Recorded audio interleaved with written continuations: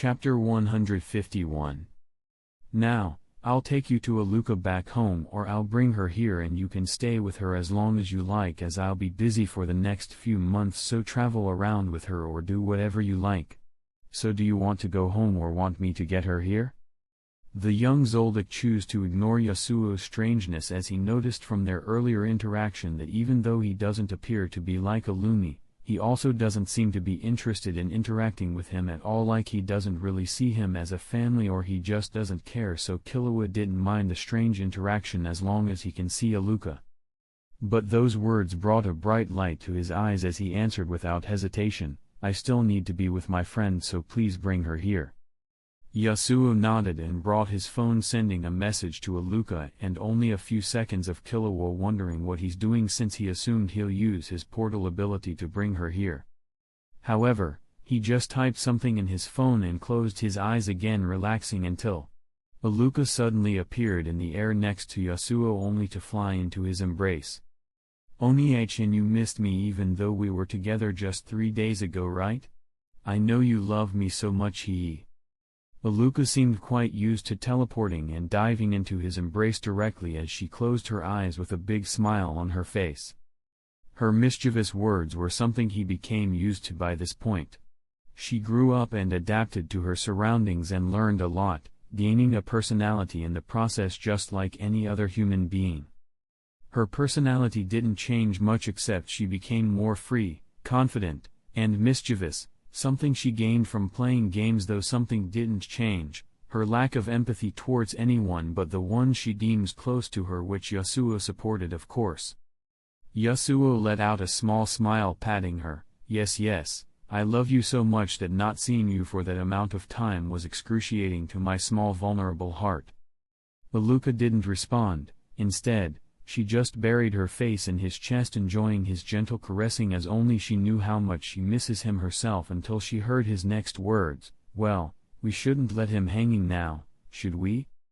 She lifted her head, noticing he's signaling in a particular direction, and she turned her head, looking at the white-haired kid whose eyes is glittering, appearing as if he's barely holding his tears. Tears of happiness, of relief, knowing his sister was happy and safe. Knowing in the time he was away, too weak to do anything, she was safe and living a happy life. "Aluka, I won't be around for a while. I have something I really need to do, so stay with Killua until I come back. And have fun." Yasuo whispered to her, and before she can react, she flew next to Killua and noticed that Yasuo has disappeared. And well, Aluka is a smart girl, else she wouldn't have been able to take her ability to what it's like right now. She studied and learned a lot from Yasuo, and while she doesn't have his researching mind, she is good enough in his eyes, and she always understood when he disappears for a long time, just like now. Instead, she looked at Killua's glittering eyes, already knowing what those tears are for, so just like Yasuo always does, she lifted her small pale hand and started patting Killua's soft hair with a gentle smile on her face. "I was happy and I'm happy now, so you don't have to worry." As for Killua's reaction, well, embarrassment doesn't do it justice. Yasuo left them alone and appeared high up in the sky in another location not far from the Silver Mansion. He looked down on the building far down on the ground, the Silver Snake's headquarters, the same one that was in the Kakin Empire, yet it appeared here. And it was quite simple. He just created several portals from which the building continuously went through until it arrived here, though he had to use his control domain to control the building lest it gets destroyed, and so the Silver Snake's bait of operation changed locations to the island that'll soon be under the snake's complete control. He then teleported to Morena's location, which is her office. She was of course busy with all the work and the orders that need to be given to her underlings to completely take over the island, until she noticed him appearing and instantly stood up. They walked to each other before she dived into his embrace. "Did everything go well?" Yasuo gently lifted her chin, looking into her beautiful dark eyes before he went for a long kiss, a kiss that went on for a while as they embraced each other tighter and tighter. And when the wet steamy kiss ended, Morena looked at his eyes with anticipation, which he delivered as he teleported to a more discreet location with her where they continued their intimacy, forgetting about the important business of the family, though Morena already gave orders that if she were to disappear for some time, Cashew and Irillan will lead in her stead. The discreet location happened to be the mansion he was just in, specifically the large exquisite bedroom, and he didn't care much that Killua and Iluka are still in the mansion, as sound is simply impossible to go through the indestructible dense walls and he can just stop sound from exiting the room through the door, so he went all out enjoying himself. "You seem happy," remarked Morena, who is lying her head on Yasuo's naked chest with her smooth silky hair scattered all over it. Her eyes are closed with a happy satisfied smile on her face. His happiness is hers, so how could she not be happy noticing his good moon? As for satisfied, well, that obvious, huh? How could he not? Every plan of his went perfectly, his dream is about to come true, all the pieces are there for him to use and achieve his goal. Above that, the results of his plans bearing fruit were far above his expectations. He was already more than satisfied with what he got, but Miriam creating such an astonishing ability. That was surprising even to Yasuo, while he did expect Miriam to be affected by the different circumstances around him and how the fight between him and Netero went. However, the fight between Yasuo and him was the last straw that leads him to create such an ability. And once Yasuo saw that ability in the future he was mind blown. He simply didn't imagine Miriam could create an ability so beyond what's possible that it was dangerous even to him, so he had to see the future several times and plan ahead to win against such ability. He basically cheated, but it was within the extent of his abilities, as it's a cheat in itself. That is why he had to plan so much to lead to a sequence of events he desires. He noticed the empty photons that were everywhere don't provide as much help as he needed, so he knew he needed one loaded or Miriam to attack him, and he orchestrated the whole fight so that happens. He allowed Miriam to take his limbs multiple times just so he can feel that sensation of his aura which he desires to mimic, and saw a further opportunity to experience that again, so he allowed it to happen and focus on comprehending how Miriam's aura behaves when using his ability and when making contact with him. He simply couldn't allow such an ability to escape his grasp, no matter how long it will take to actually mimic it, and from what he already judged, it will take quite a long time to do so, but it's so worth it. How could he not be happy? And he didn't shy away from showing his satisfaction. He started to gently caress her silky hair, then remarked, baffling her, "I'll be busy for the next few days, then I'll disappear for a few months." "Where are you going? And do you want me to go with you? Is such a thing necessary?" Concern was obvious in her tone, as he never ever left her for that long. A few months meaning he doesn't know the exact time he'll be away, and she didn't like that. "It's necessary, an important experiment that'll take me months, and don't worry, I'll be just below the ground in my lab. I just won't be able to meet anyone, so just continue with your thing and don't forget about what I told you." His words were simple and calm, as he knew she won't object. Their understanding regarding such things is perfect, and she just let a sigh of relief knowing he'll be close by. It wasn't long before Yasuo teleported to another place again after discussing a few things with her, and that place is quite close, just a few miles below the ground, his silver massive lab to a specific darkroom. An almost completely empty room if not for the static shadowy figure sitting in a meditative position within, completely focused. Chapter 152. It wasn't long before Yasuo teleported to another place again after discussing a few things with her, and that place is quite close, just a few miles below the ground, his silver massive lab to a specific darkroom. An almost completely empty room if not for the static shadowy figure sitting in a meditative position within, completely focused. A human being, one that's alive and completely conscious, a rare sight in Yasuo's lab, as nothing was ever given the freedom to explore what's hidden within the walls of his lab. However, the room is almost completely closed without any source of light, but there is a canal he constructed previously throughout the lab which is responsible for delivering oxygen from the oxygen tank. The man within the room seems to be in a deep meditation state with a calm smooth golden aura flowing all around him, until he noticed the silent visitor that brought a comfy chair and sat on it with his legs crossed. The man slowly opened his eyes, remarking lightly, "So you decided to save me, huh? Well, thank you." The calm voice coming out of the man's mouth sounds quite familiar. "Well, it's not like you didn't expect it. You dying isn't really helpful in contrast to leaving you alive. And well, I kind of owe you one, so I guess this is what you really wanted, you wanted to live." Yasuo responded in a similar calm tone as if he knows the man that is within his lab. "Ho ho, I can't hide anything from you, I wanted to live. Not because I had anything left important to do, no, I simply want to watch as humanity conquers what I couldn't, though I wouldn't have minded dying if necessary." The man's tone changed to a joyful one as he responded. "I see," Yasuo remarked as he started walking towards the man and crouched. Then he performed his signature move as purple lines started appearing all over his right arm and struck towards the man. The miraculous scene repeated itself, although not from the outside. Instead, what the purple lines that appeared all over the old man healed is the damage done inside, and the latter showed no resistance or any reaction to Yasuo's actions. Yasuo stood up as the negative rose continued to heal the old man, then he pointed to a portal that just appeared, explaining a few things. "This will lead to the place you want to go to, and remember, just don't appear until the first expedition to the Dark Continent, and when you do, it will help a lot if you supported the expeditions, though I think that's your goal in the first place." The old man stood up, nodding joyfully with his good mood apparent. "Thank you."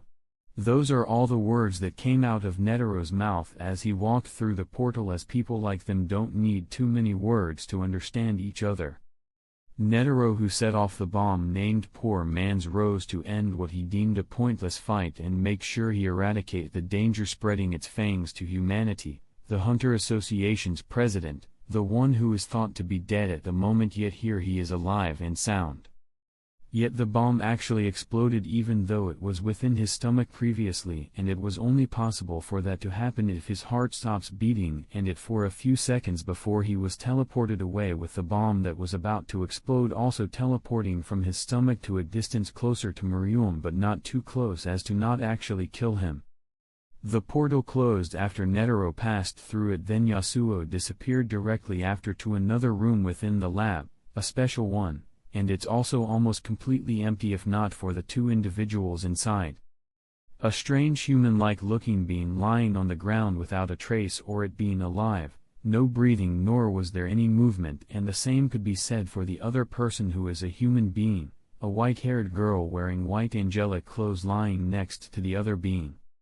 Between them is something Yasuo prepared for them, a game they love, the one that brought them together, Gunji.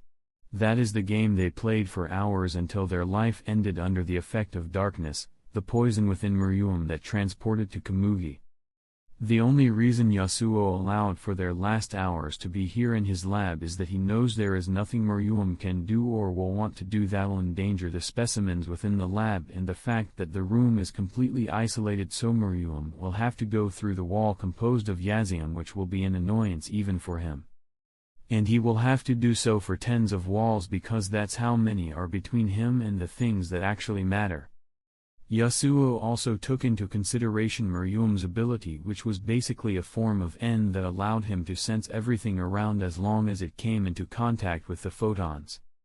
Except it doesn't, at least not as much as before, merging the photons ability with his new ability giving the light speed function and other functions had some results that weren't desired. His sense within the photon became vague just enough to allow him to sense what needs to and manipulate his ability perfectly. Most importantly, he could no longer sense emotions with the photons. Also, his photons previously weren't able to go through walls or anything that's completely closed. While now, he can actually go through a lot of things except things that are extremely dense, things that light can't go through, his photons also can't go through, of course. Loaded photons can't go through any barrier, and these are things Yasuo observed during the fight. This is the reason he felt safe letting Miriam stay here in his last hours. The walls are made of Yazium, the densest element known to Yasuo, and he did a lot of research so he knows a general idea of what it can do. Light will definitely not be able to go through it. Of course, Yasuo looked into the future several times just to make sure. The scene didn't matter to Yasuo at all, as his expression remained as emotionless as always. He created an amplification domain and started observing their bodies carefully for a while until he made sure the poison is already dead. The poor man's rose's poison is quite special, the deadliest poison known to mankind so far, yet the hardest to activate because of its strangeness. It's hard to make, but it was never used to assassinate anyone specific ever except Miriam. That is because of a simple reason: normally it's useless, a harmless poison that can kill no one.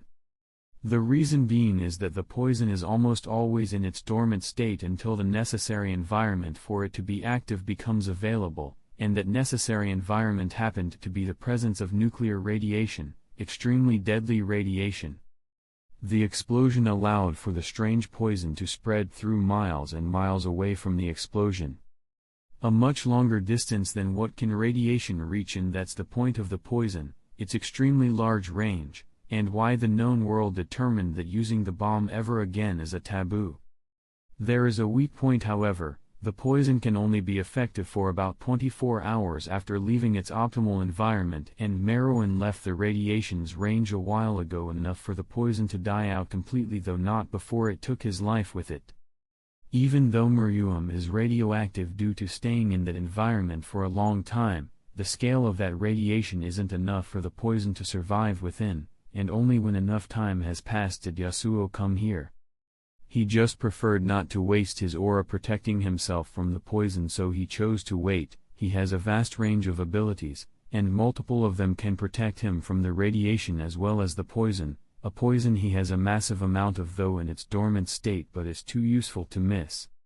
He then teleported with the two bodies following after him to a special room where he left them in a large tube with a special liquid that'll allow the bodies to stay in an optimal condition without decomposing. He started another journey far away to Swordani City, the location where the Hunter Association's headquarters resides.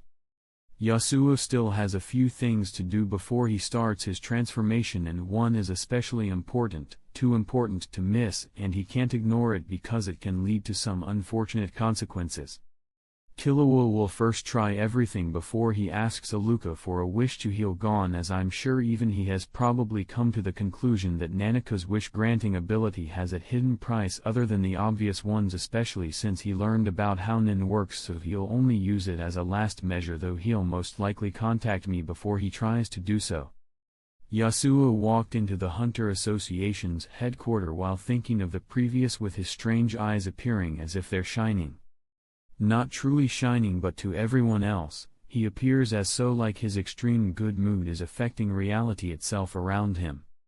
The anticipation within his eyes is quite apparent until it disappeared as the usual serene expression returned to his face. We meet again. Chapter 153.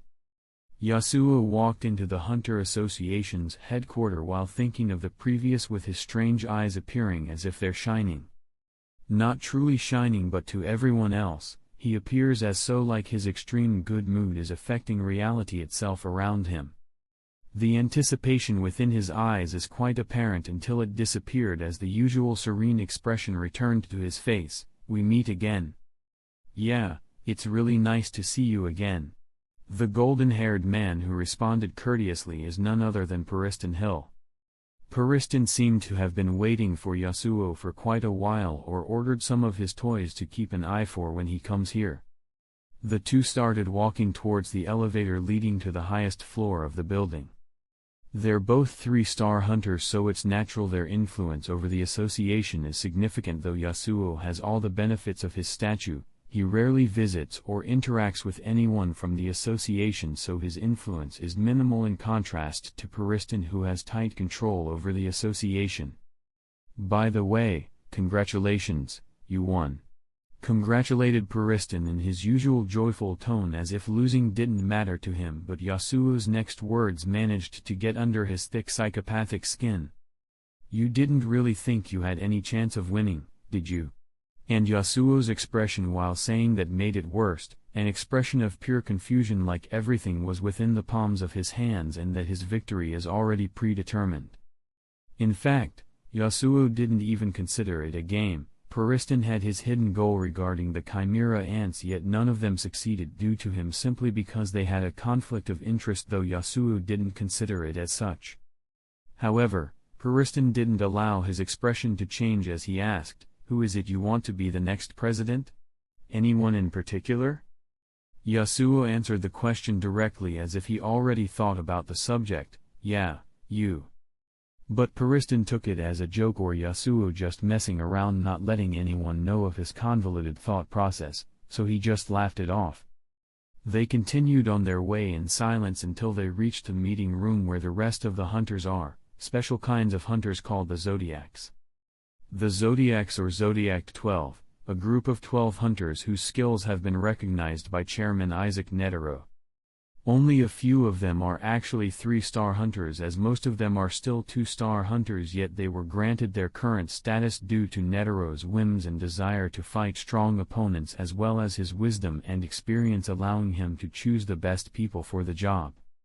The two walked into the meeting room that has a long rectangle silver table with several chairs around it. Most of them are already full, as every one of the Zodiacs is already there just waiting for the late hunters. "Hi. I've only met 2 of you, but I think everyone here knows who I am. However, I'll introduce myself nonetheless. Yasuo Zoldyck, nice to meet you all." Yasuo elegantly introduced himself in a formal manner before taking a seat on one of the chairs to the side of the table, while leaving the forefront chair to Pariston, who is the vice president of the association. Most of the Zodiacs just observe the strange visitor, as he has only ever met Pariston and Cheadle, while the others have only seen pictures of his.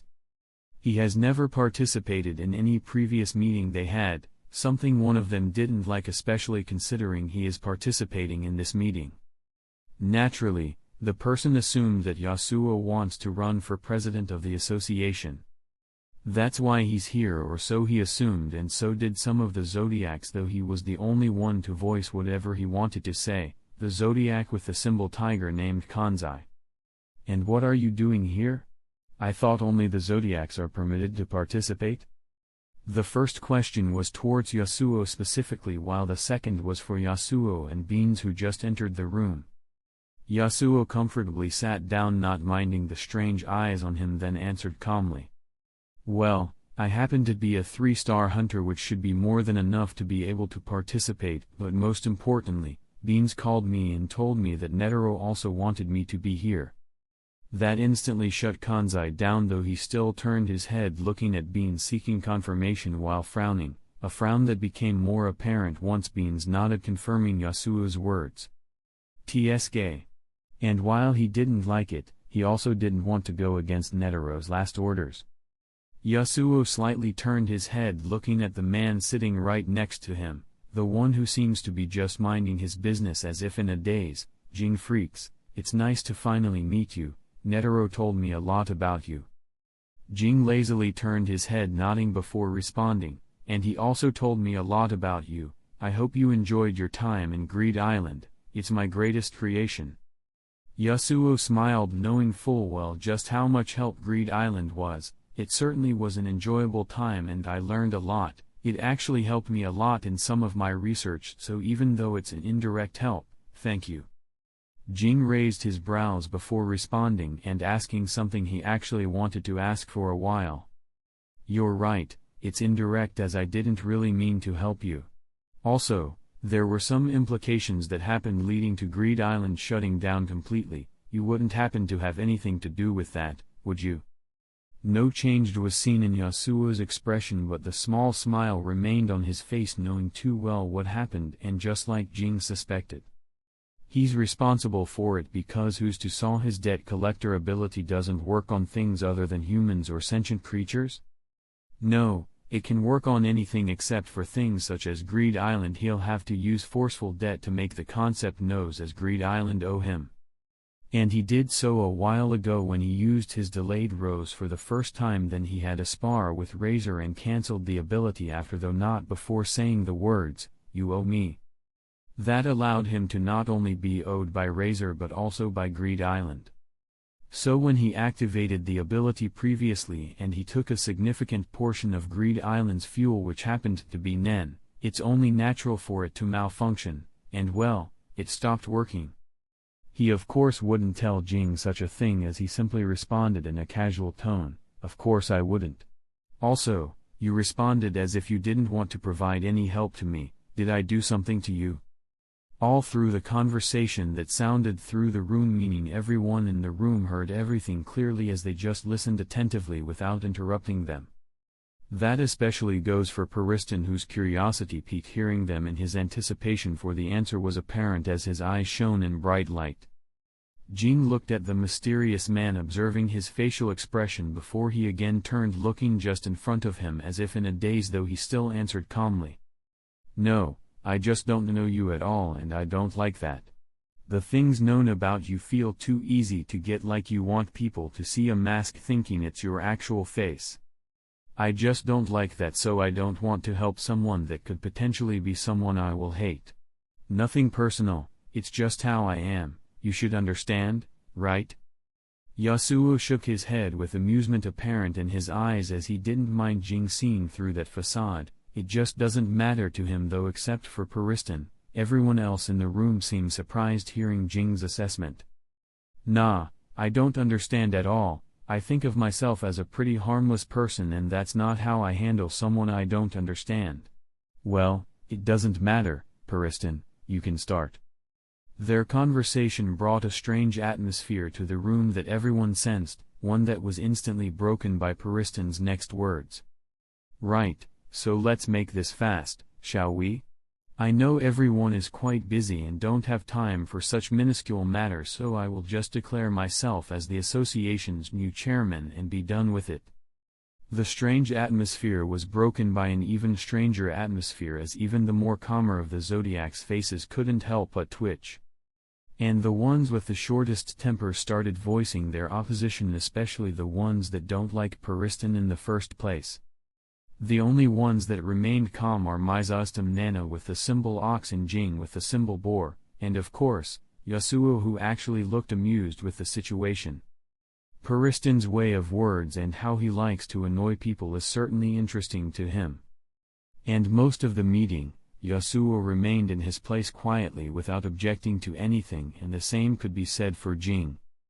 Until Cheadle suggested deciding the next chairman by drawing lots, and everyone agreed with Beans being the one selected to randomly choose one of the papers. And this is where things took a strange direction no one expected, even for Pariston. Yasuo wrote the method he thought is best before giving it to Beans, who will pick one of the papers, and that's how the next chairman will be chosen, by the strange words on that paper. Chapter 154. And this is where things took a strange direction no one expected, even for Pariston. Yasuo wrote the method he thought is best before giving it to Beans, who will pick one of the papers, and that's how the next chairman will be chosen, by the strange words on that paper. The strange words no one expected, and that especially goes for Jing, who frowned. You see, in reality, the rules that were written by Jing days prior to the assembly anticipating the decision to draw lots is something he planned. He planned for Beans to read them, since most likely he would be the one tasked with picking a paper, and told him to pretend to pull it out if he agreed with those rules. So it didn't really matter what paper he picked, he'll always say the words Jing told him to. So how can Yasuo solve that? Well, quite simple. Beans just need to pick his paper and he wins, and that's a 100% chance in Yasuo's books. With a bit of use of his control domain, Beans will definitely pick his piece of paper, and that's exactly what happened. Beans picked the piece of paper and unfolded it. He looked at the name at its top, Yasuo Zoldyck. He didn't bother reading it, as he was about to announce it's Jing's paper, only for the paper in his hand to easily slip out and fly high above the table for everyone in the room to see, leaving most of them baffled and Jing frowning. "Sorry, I couldn't hold back my curiosity to see whose paper it is, and it appears it's me, quite lucky." A simple remark from Yasuo that got people out of their surprise and doubts. He can control the paper, how? Yasuo then closed his eyes and let everything go as planned, except the Zodiacs had doubts. Is it possible he cheated to make Beans pick his paper? However, they shook off those doubts because of one simple thing. they were observing carefully as Beans selected a paper and they saw no strange movement at all. And the chances for anything such as that to escape their senses is zero in their minds. On top of that, Yasuo showed the fact that he can manipulate the paper in front of them as if he didn't care, like the doubts that can come from that mattered not to him, and they trusted their senses and eyes, though some of them saw this as something more. Yasuo has never participated in any of their meetings, nor does he have any relationship with any of them. So naturally, he won't trust anyone in the room, especially considering he's a Zoldyck and the information they know about him, as everyone in the room investigated him to a certain extent. A 3-star hunter that appeared suddenly, how could they not? Pariston smiled brightly, looking forward to what's written on the paper. The sequence of events that always happen around Yasuo always seems to entertain him, or at least the shadows of events left behind by Yasuo. Pariston was sitting on a chair in the forefront of the table and Beans is standing a bit to his left. The paper flew above Beans, so Pariston didn't get to see what's written on it. In fact, most of the people in the room weren't able to see what's written on it. The words were quite small in contrast to Yasuo's name that was quite clear, and they weren't given enough time to thoroughly look at the paper. So Pariston didn't know whether he will like what's on the paper or not. Beans took that responsibility as he knows he has no choice but to read the words on the paper. Jing closing his eyes without objecting was a sign there is nothing he can do. Yasuo Zoldyck will be the one to choose who is the next chairman of the association, though he can't choose himself, but anyone else from the Zodiacs is a possibility. There is a second option in which the next chairman will be chosen through drawing lots, and Yasuo will be the one to pick from the papers. Also, the candidates don't have to write their names, as they can write the name of another candidate in their own paper. The simple proposed method made the faces of the people in the room twitch, as well as getting confused, because that means he won't have the chance to be the president, which is strange in their eyes. It was as if he just came here to mess around and isn't actually interested in being the president, thus, their confusion. Unless he wants them to choose the second option, which will allow him to be a candidate, and the first option is but a facade, especially after thinking about Jing's words. Most of them frowned, contemplating carefully about what to choose, while Yasuo just remained relaxed with his eyes closed. Jing on the other hand confirmed his suspicion. The man next to him is a variable he can't trust at all, as what he knows about him is already enough to provide a general description of what kind of person he is. Especially considering his close ties to the Silver Snake family, a ruthless family that eliminates anything or anyone that sought to be an obstacle in their way. They even go as far as to eliminate entire families, leaving no possible future threat. Otherwise, they're just a business family that's working its way up the world. Everyone continued contemplating the two options for a while, and the same could be said for Pariston, who is wondering who will Yasuo choose as the president. The thing is, the two options are both fair, so they can't do anything about it. The aim was to decide upon the method of the election, and none of his options go against this. It just depends on what they choose, and the first option will technically provide a higher chance for them, since that'll exclude Yasuo from the list of the candidates, but that'll be leaving the choice in his hands, which most of them didn't like. However, Pariston wanted to choose the first option because the other option is boring to him, while the first one sounds at least a bit interesting. He expected Jing to do something which should be interesting, but Yasuo interfered, and his previous actions told him a bit of what Jing was planning. The question is, how did he know? Jing was the first one to make a choice, and he didn't need to think much to come to the conclusion that this choice is better. The second choice, but you will not be the one to pick from the lots. Previously you controlled the paper Beans picked, and it was your paper, one you touched, so that can't be a coincidence. You didn't cheat and move the paper so that Beans picks it, but that leaves me to believe that you know which paper is yours, so the moment Beans picked it, you knew you won. You just made sure everyone knows, since you don't trust that Beans will actually be fair. With his eyes still closed, Jing continued his explanation, which has a deeper meaning, as it's not just for Yasuo. It's also for the other Zodiacs, so they can make their choice only after hearing his full explanation. That means that if you were allowed to pick, you'll always pick yourself because you can sense exactly where it is. Whatever ability you used most likely needs you to come in contact with the target, so you can't touch any of the other papers as well. Sure, answered Yasuo, shrugging his shoulders without missing a bit, as if he already expected it, and everyone in the room agreed. All of them are experienced hunters, so after thinking for a bit, most of them came to the same conclusion, and they wouldn't have allowed him to pick the lots in the first place. Everyone again kept their distance from each other and wrote the names they want to write, though most of them wrote their own names except 3 people, Jing, who wrote Cheadle's name, Pariston, who wrote Yasuo's, and lastly, Yasuo, who wrote Pariston's name. Strange choices, though Jing's is understandable. He doesn't want Yasuo or Pariston to be the president. His previous plan failed, so he needs to adapt, but he doesn't have many options aside from just increasing the chances for Cheadle and making sure no one tamper with the results.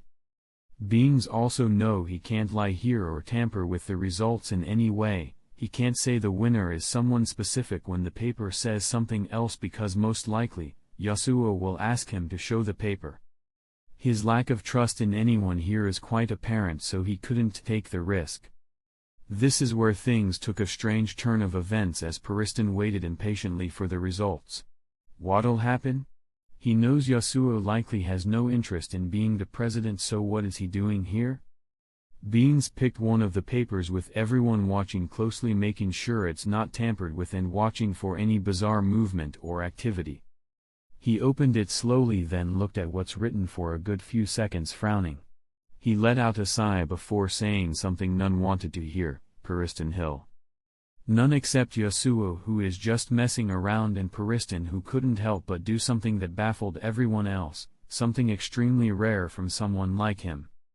He let out a small genuine laugh, then he stood up saying, I appoint Yasuo Zoldyck as the vice president and I resign. Just what's going on?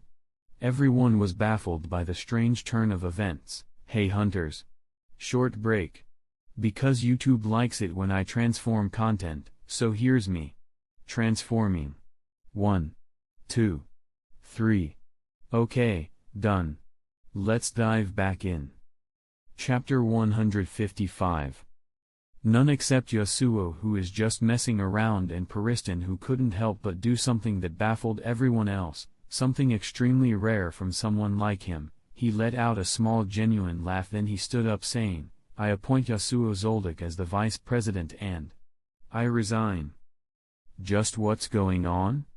Everyone wondered, watching the strange sequence of events play out. They already had Parseton to keep an eye on, and now they'll have another hindrance to worry about, especially considering he will be the new president. However, none of the Zodiacs knew what actually happened. None of them know that the 2 strange humans wrote each other's names, and before any of them can voice any complaints or opinions they have regarding Pariston's actions, Yasuo slowly stood up with a smile on his face and uttered the baffling words. I appoint Cheadle as the vice president and I resign. Then he walked out of the room with Pariston following closely after him, Pariston, who has a joyful smile on his face, enjoying the previous sequence of events. He followed Yasuo until they left the building, and only then did the latter stop and asked, What do you want? Well, I'd like you to meet someone and have a chat. It should only take 30 minutes max, and trust me, you'll be glad you meet him. Also, Pariston directly answered, as if he was waiting for Yasuo to ask that, though Pariston didn't get to finish what he wanted to say before Yasuo interrupted him, saying, Lead the way.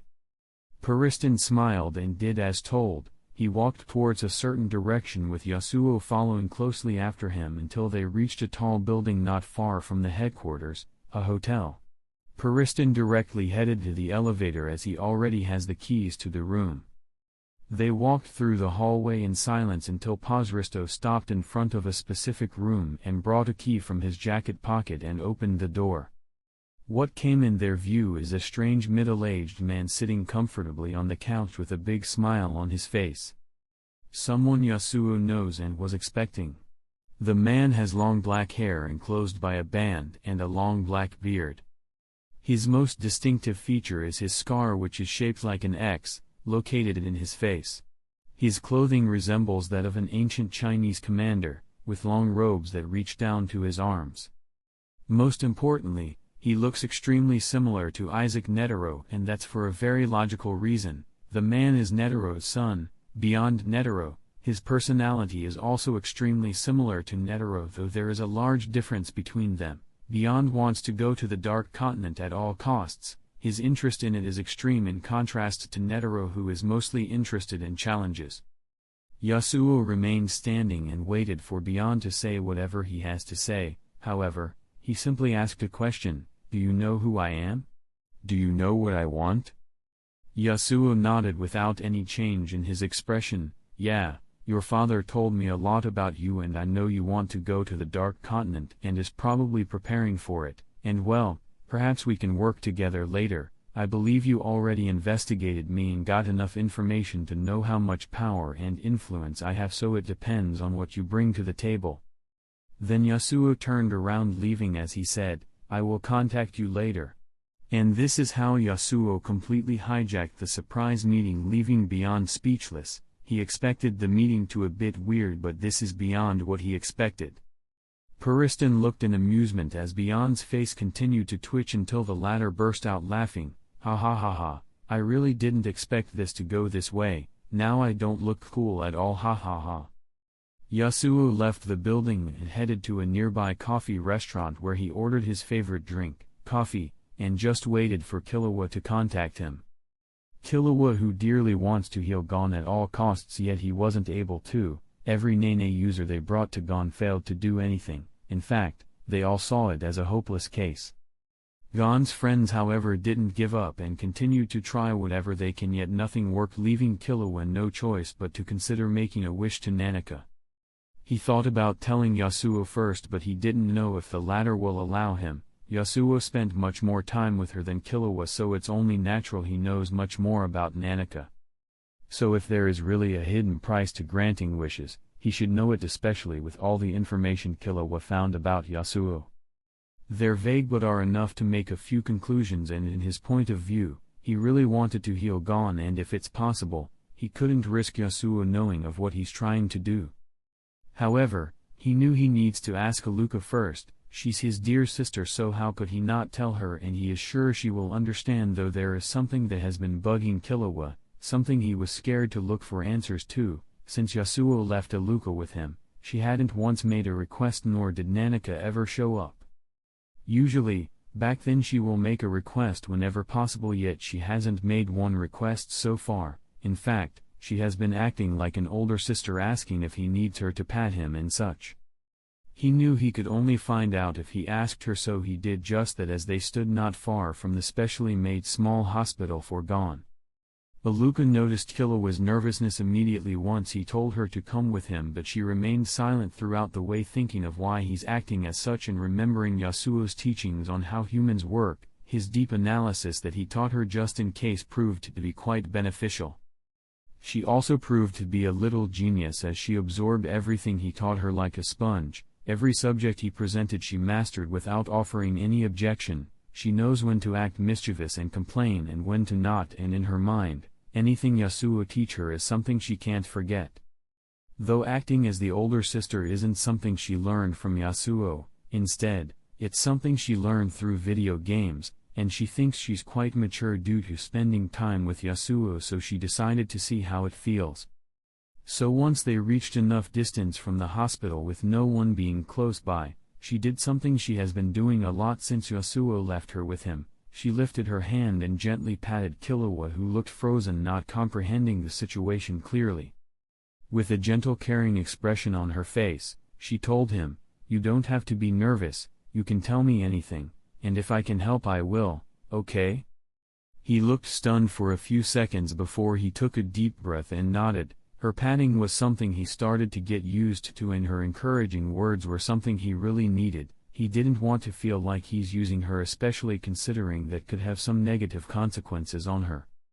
And just like she expected, he said the word she already predicted, "I need your help. I want Nanika to heal my friend, please." Even with her previous words, he still looked a bit worried, since the possibility that she can't grant wishes anymore is possible. Perhaps Yasuo forbade her from making requests. Aluka nodded in understanding, already confident in Yasuo's teaching. Most humans work by emotions and desires, and in Killua's case, it was too obvious. What do his emotions tell? What does he desire? How can he achieve that desire? She already knows his friend is sick, though she didn't see him, and she saw his desire to help him, yet nothing happened yet, meaning they couldn't heal him, so it's only natural he'll seek the last resort which can absolutely heal him, Nanika. Aluka seemed thoughtfully for a second, going through the process of coming to that conclusion again for future reference, and only then did she inform Killua of something he kind of expected. I can't. Oni-chan told Nanika not to ask requests anymore, and she can't grant wishes because he wished that only he can make wishes, and most importantly, he told me that I can't ever use Nanika's power. However, I can tell him and he will probably help. And she didn't wait for him to respond as she brought her phone and sent a message to Yasuo, with the latter appearing a few seconds later, as they're basically in the same city, and he directly started patting Aluka, who jumped to his arms. I know the general idea of what happened, so you don't have to explain, but in the next months I'll leave Aluka with you. You can't ever ask anything about Nanika or try to know anything about her, and most importantly, don't tell anyone about Nanika, and I mean no one, no matter who that person is to you. Killua was utterly confused by the sequence of events. Does that mean he'll help me? Does that mean he'll let Nanika heal Gon? He wasn't given any chance to answer before hearing the words that brought hope to his heart. I'll heal him, but just remember my words and don't do anything that can put her in danger. Yasuo then put Aluka, who was quietly dozing off as always, down, then gently kissed her forehead while saying softly, "Take care of yourself, okay? And remember everything I taught you. I'll be away for a few months. Killua, wait here for about an hour, then go inside. He should be healed by that time." Then he disappeared, leaving them still comprehending his words. Chapter 156. Yasuo then put Aluka, who was quietly dozing off as always, down, then gently kissed her forehead saying, "Take care of yourself, okay? And remember everything I taught you. I'll be away for a few months. Killua, wait here for about an hour, then go inside. He should be healed by that time." Then he disappeared, leaving them still comprehending his words. Erasing, that is the basic function of Yasuo's positive violet rose. The negative one, however, has an opposite effect, a special one he named restoration, a higher level than simple healing, so technically, he can restore Gon to his previous healthy state. This is certainly an interesting experiment in Yasuo's eyes. Can he ignore the consequences of Nen vows and actually restore Gon, who sacrificed everything? It took him more than 30 minutes of repeatedly using negative rose before he was able to actually heal him completely. Then Yasuo disappeared again. He went back to his mansion on the island, where he spent a few days there with Morena, preparing a few things as well as helping in finishing the takeover, and it wasn't hard at all. They already prepared for that for a while, and he used his influence to make things easier. The V5 are already cautious of him, but they know they can't do anything against him for a few simple reasons. They have nuclear-level weapons, but so does he. Weapons he either made or just stole with his teleportation ability, especially the humanity-exterminating weapons he made, though these ones no one knows about, but what they know is already enough to stop them from trying anything. Only then did he teleport into his lab and started a simple process of preparing and researching a few things. A process that took him a week. He was researching every chimera and body he has in Nitro Rice, a process of trial and error until he found the best way to use Nitro Rice, as well as finding all of its uses. He also focused on researching the DNAs of the chimera ants, especially the king and the royal guards, and memorizing their DNA sequences to the heart. Then he started the process of compressing the chimera ants into smaller meatballs while isolating them depending on their level of power. He compressed the royal guards together with the queen, then the lower level ants together, until he made them as small as he can, using his control domain to put pressure on them, though he didn't put too much pressure, else their DNA sequences could get destroyed, which he doesn't want. The resulting DNA meat orbs were satisfactory in his eyes. Just 3 large ones of lower-level ants, just large enough for what he wants to do, and 2 small orbs with one larger than the other, one consisting of the royal guards and the queen, and another one consisting of the king solely. And well, It was a chore to compress them considering their level of physical strength, to the point he had to use some of the uncollected debts, pushing him to a higher level of power. Then he had to use the 6-armed construct to compress them with the help of his control domain, and even then, it still took him quite a while to do so. He knows he only has 4 more uses of his genetic elixir machine, and he planned to use them well, and while also using all the creatures and strange life forms he brought from the Dark Continent is a possibility. He has a better alternative. The foundation for what he wants to do is the king as well as the queen, so 4 more uses are more than enough. The genetic elixir machine, his greatest creation, something that was years into making and he never stopped improving it to date, and while he could create another one, he knows it won't be as useful as this one, and this is why he values it quite a lot, and he wasn't interested in creating another one in the first place. This is enough.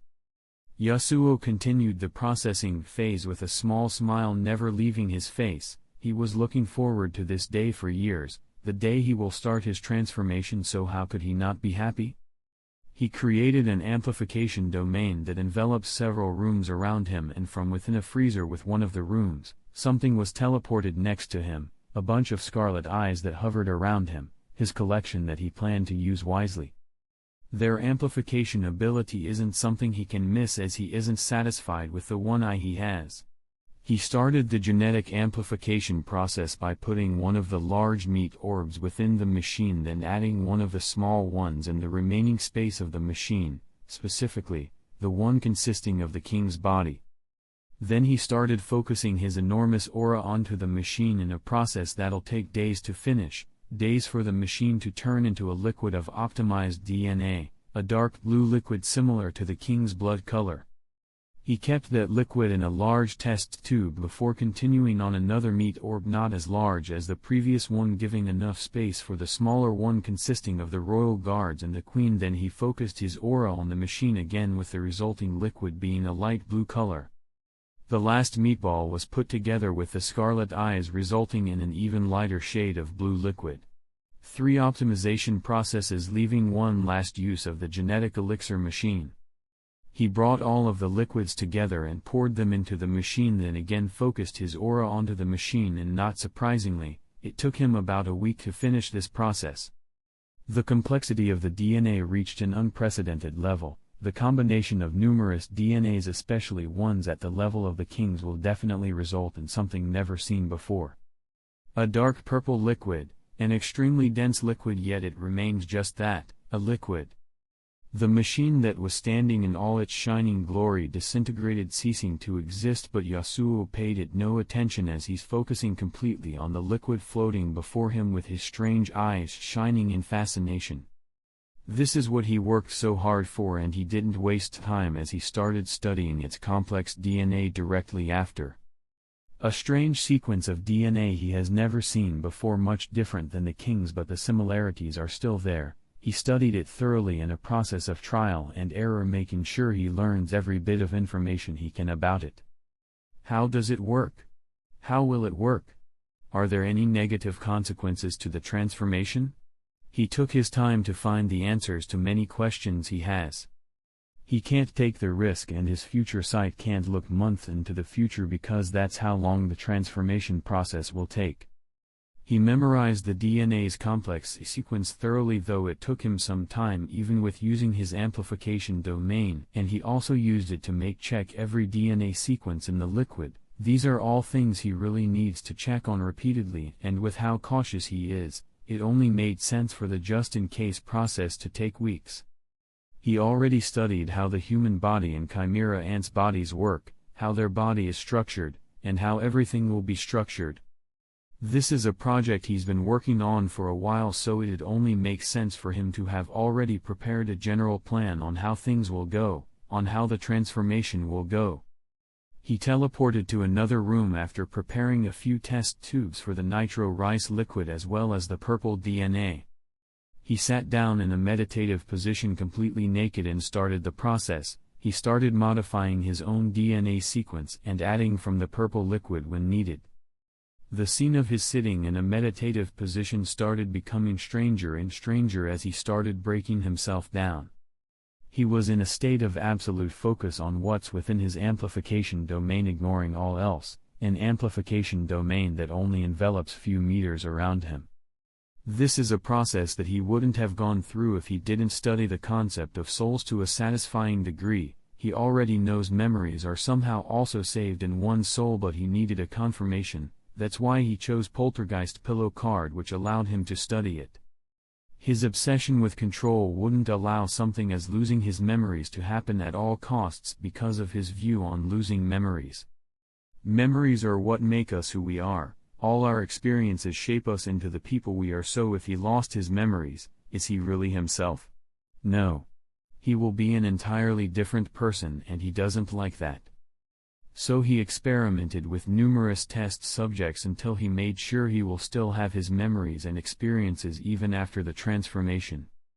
As for the changes in his brain that govern emotions, he of course took that into account and made sure no major change that could affect him happen, or if they do, they'll be positive changes. Everything was taken into account. Chapter 157. The transformation process was extremely convoluted, which is why Yasuo took his time altering his DNA.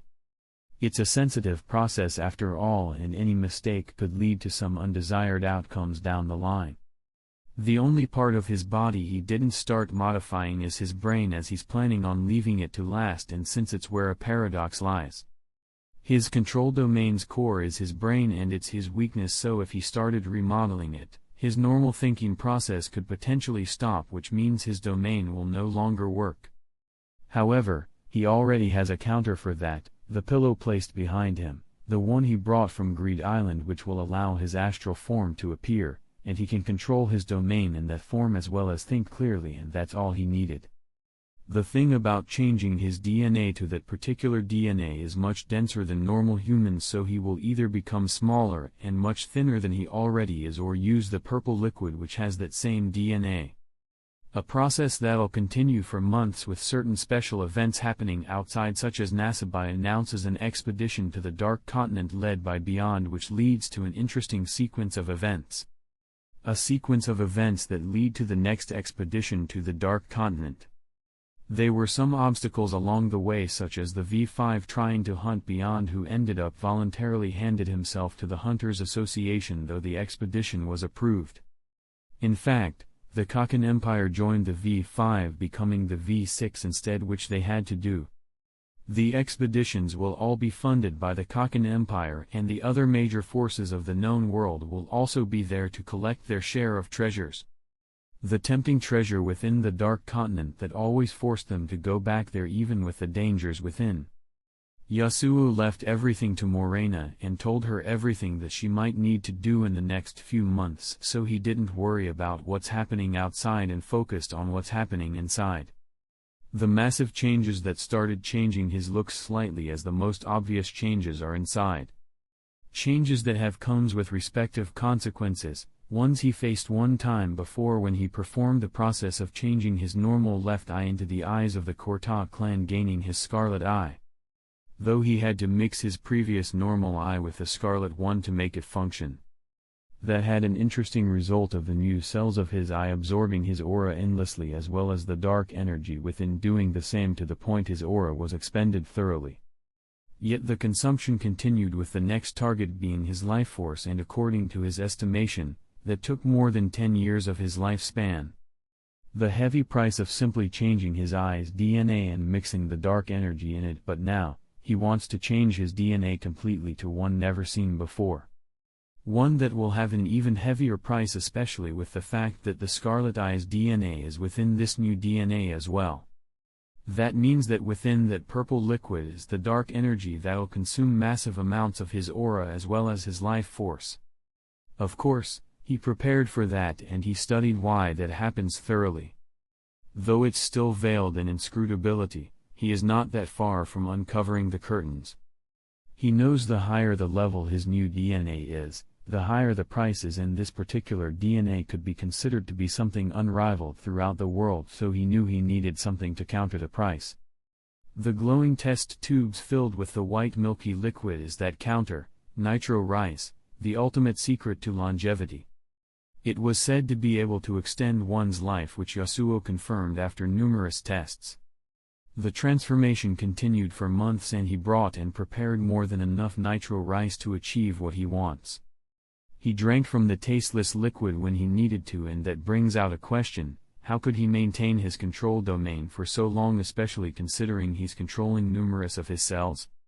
Well, he of course took that into account and planned to use his debt collector ability to borrow the necessary amount of nen he needs to maintain his domain for the next 10 seconds and repeat the process continuously. But he found something interesting about nitro rice, something not completely unexpected. The fact that not only does the milky liquid increase his life force but also increases his nen regeneration massively for a certain time after consuming it, enough for him to maintain his control domain despite the enormous consumption. He started his transformation in late August of 2000 and only ended somewhere in the middle of June of 2001. This how long it took him to finish all the phases of the transformation that resulted in some clear as well as some vague changes he noticed but didn't pay much attention to, as he needs to focus on the transformation until he's done. He didn't move from his position once during these past months, and he didn't need to, as when feels like he needs food or is getting exhausted, he manifests his vision construct and uses negative rows on himself which fulfill any necessity his body might need, such as sleep, and his endurance training and sleep and hunger helped quite a lot. However, the thing that helped the most is nitro rice that happened to be rich with certain properties his body needs to function optimally. Within the dark room with no source of light to be seen, a faint light appeared, a silver shining light shone through the room as Yasuo opened his eyes. As he opened his beautiful clear silver eyes, his hair remained as dark as ever without any change, the same hairstyle he always had and liked, not long but not short either. As he slowly stood up, it became apparent that his height didn't change much, only an increase of no more than 2 centimeters. There is something strange that's also quite apparent. Previously his skin looked quite pale but still had a faint shade of red in some places as his vigorous red blood flew through his veins. However, now it appeared completely pale without a trace of blood to be seen, without any shade of any other color to be seen. His current appearance made him look like a vampire, a mythical race whose blood doesn't circulate because they're dead. It's an after effect of death. Their skin becomes a grayer or more dead-looking hue because the body doesn't function. However, that couldn't be any further from the case. His strange new rich blood is circulating through his body vigorously, it's just that his veins are isolated from his outer pale skin. They're isolated by a barrier almost completely impossible to break through. A skeleton he constructed beneath his skin with only a few passages to allow his skin to function normally without dying due to the lack of necessities that will be delivered by his blood. Just so his skin doesn't die, as there are a lot of things blood delivers to it to function normally, and interestingly, the skin absorbs much of its needed oxygen from the atmosphere around it, but that's for normal humans. Can Yasuo even be called human at this point? His heart, the central organ responsible for delivering blood to every part of the body, seemed to have some interesting changes, and the same happened to every organ he deemed necessary. Yasuo studied the human body thoroughly, and he also studied the chimera ants' bodies he found and researched ways to improve his organs during the transformation. To evolve his organs beyond what they were capable of, and that applied to every organ of his, though this evolution of them is something he considers as a first step. The rest of the evolution will happen due to his new DNA, which has an interesting function he's relying on. His heart was beating, but it's a very faint beat that only happens once in a while, yet that feeble beating can distribute blood to every part of his body, causing several continuous circulations of his strange blood through his every vein. His dark purple blood taking the color of the liquid that resulted from the genetic elixir machine. But none can hear his heart beating. Not even melody. The exoskeleton wouldn't allow that, though calling it an exoskeleton isn't an accurate description as it's hidden beneath his skin. His breathing is faint and almost unnoticeable, but enough to get the necessary oxygen for his body. The chimera ants also need to breathe, so even though his new DNA's quality is a bit higher, he still needs to breathe, albeit not as much as before. In fact, he judged he can function normally without breathing for hours. The greatest change, however, is in his brain and his control domain, how his body feels and the power held within, and his new feel of control over his body and aura. Chapter 158. Yasuo closed his eyes, standing at the center of the darkroom, and just feeling every single change that occurred with his control domain. He sensed every muscle of his body and every cell of his pale body. He monitored how his brain is functioning as well as what he's feeling and compared the results with what he previously felt, and continued monitoring for more than 24 hours. He then started researching himself thoroughly and analyzed himself, mostly using his future sight to save time as well as not risking anything negative happening to his body. And he enjoyed the sensation, power and control he's feeling, and most importantly, he's enjoying the feeling of absolute freedom, of no limits standing in his way. The feeling his new genetic makeup allows him to have, the feeling he wanted to have. He noticed his domain's range increased, but not by much, reaching a bit more than 900 meters. But the most prominent change is the fact he can clearly sense space even with his normal domain. His sense within his domain has become much stronger. Yasuo slowly opened his eyes, with his bright silver eyes unveiling themselves again, only to start distorting slightly, with their color changing until they shone in a completely different color, a bright scarlet color, and with that, a few changes happened. The enormous dark energy within his body started becoming more active, encompassing every cell of his, then felt something. He felt the huge increase in his physical capabilities, and that says a lot considering just how strong his current body is, more than 10 times stronger than his previous body. And he also noticed his domain's range expanding significantly, surpassing a 1-mile radius, and he didn't have a problem processing the massive amount of information at all. The increase of information load was easily processed by his brain, which he already predicted, as the moment he finished his transformation, he noticed how much clearer his thinking has become. He felt his thought process flow fluidly, like a hawk flying down to catch its prey, with no barrier in its way except the light air that only provided a slight resistance that didn't phase it at all. And to Yasuo, that resistance is simply time, the time before his brain evolves even more.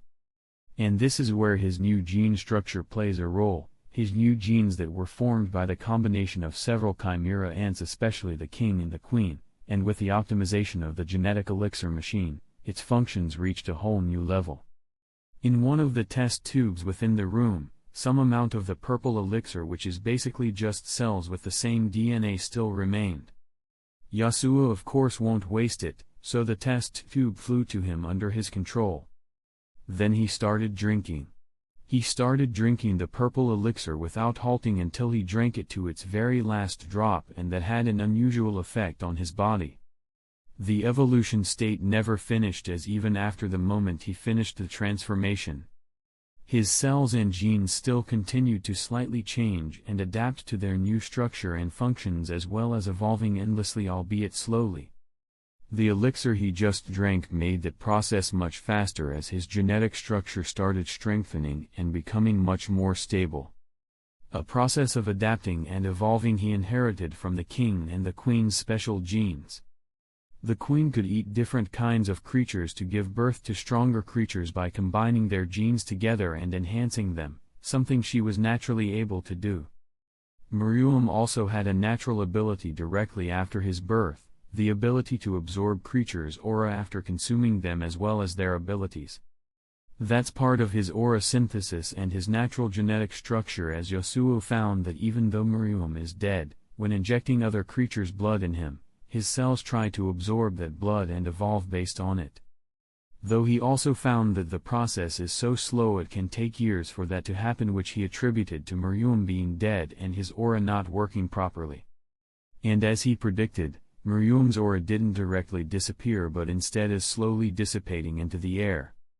That happens to humans as well, albeit at a much faster rate, while Meruem's aura is way too slow, which is remarkable considering it isn't the phenomenon called Nen after death, it's just a phenomenon that resulted from his unrivaled power. This is why Yasuo really wanted to get the king, as his evolution-seeking cells are a variable test subject and are vital for his transformation. Endless evolution is what Yasuo wants without the need for creating another genetic elixir machine or changing his genes manually. Instead, they'll change by themselves in a process of natural evolution. Of course, he'll need to consume new special genes for his genes to evolve based on that to a more optimal state. His genes will work with his Nen to allow that evolution to happen, though it will take time. Much more time than what Miriam took, as Yasuo doesn't have his ability but a mini version of it. Just like how he just consumed the purple elixir, his genes directly enter a hyperactive state with his aura getting slowly consumed. In fact, his new genes are still adapting to their new state and are still strengthening that relatively frail gene structure, making it become something more natural. Yasuo remained in his scarlet eyes state and closed his eyes, then started focusing his aura in front of him and started a process he only tried once before. He remembered the feeling he felt when he was trying to mimic Miriam's ability previously and how the latter's aura behaved.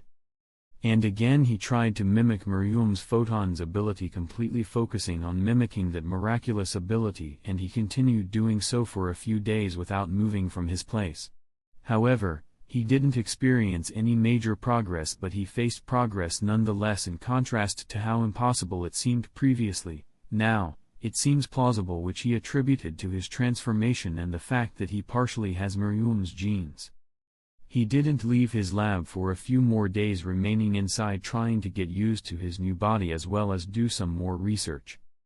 He also examined how his Nen started behaving after the transformation, and he noticed his aura pool expanding slowly as he adapted to his new genes, and that's even without training.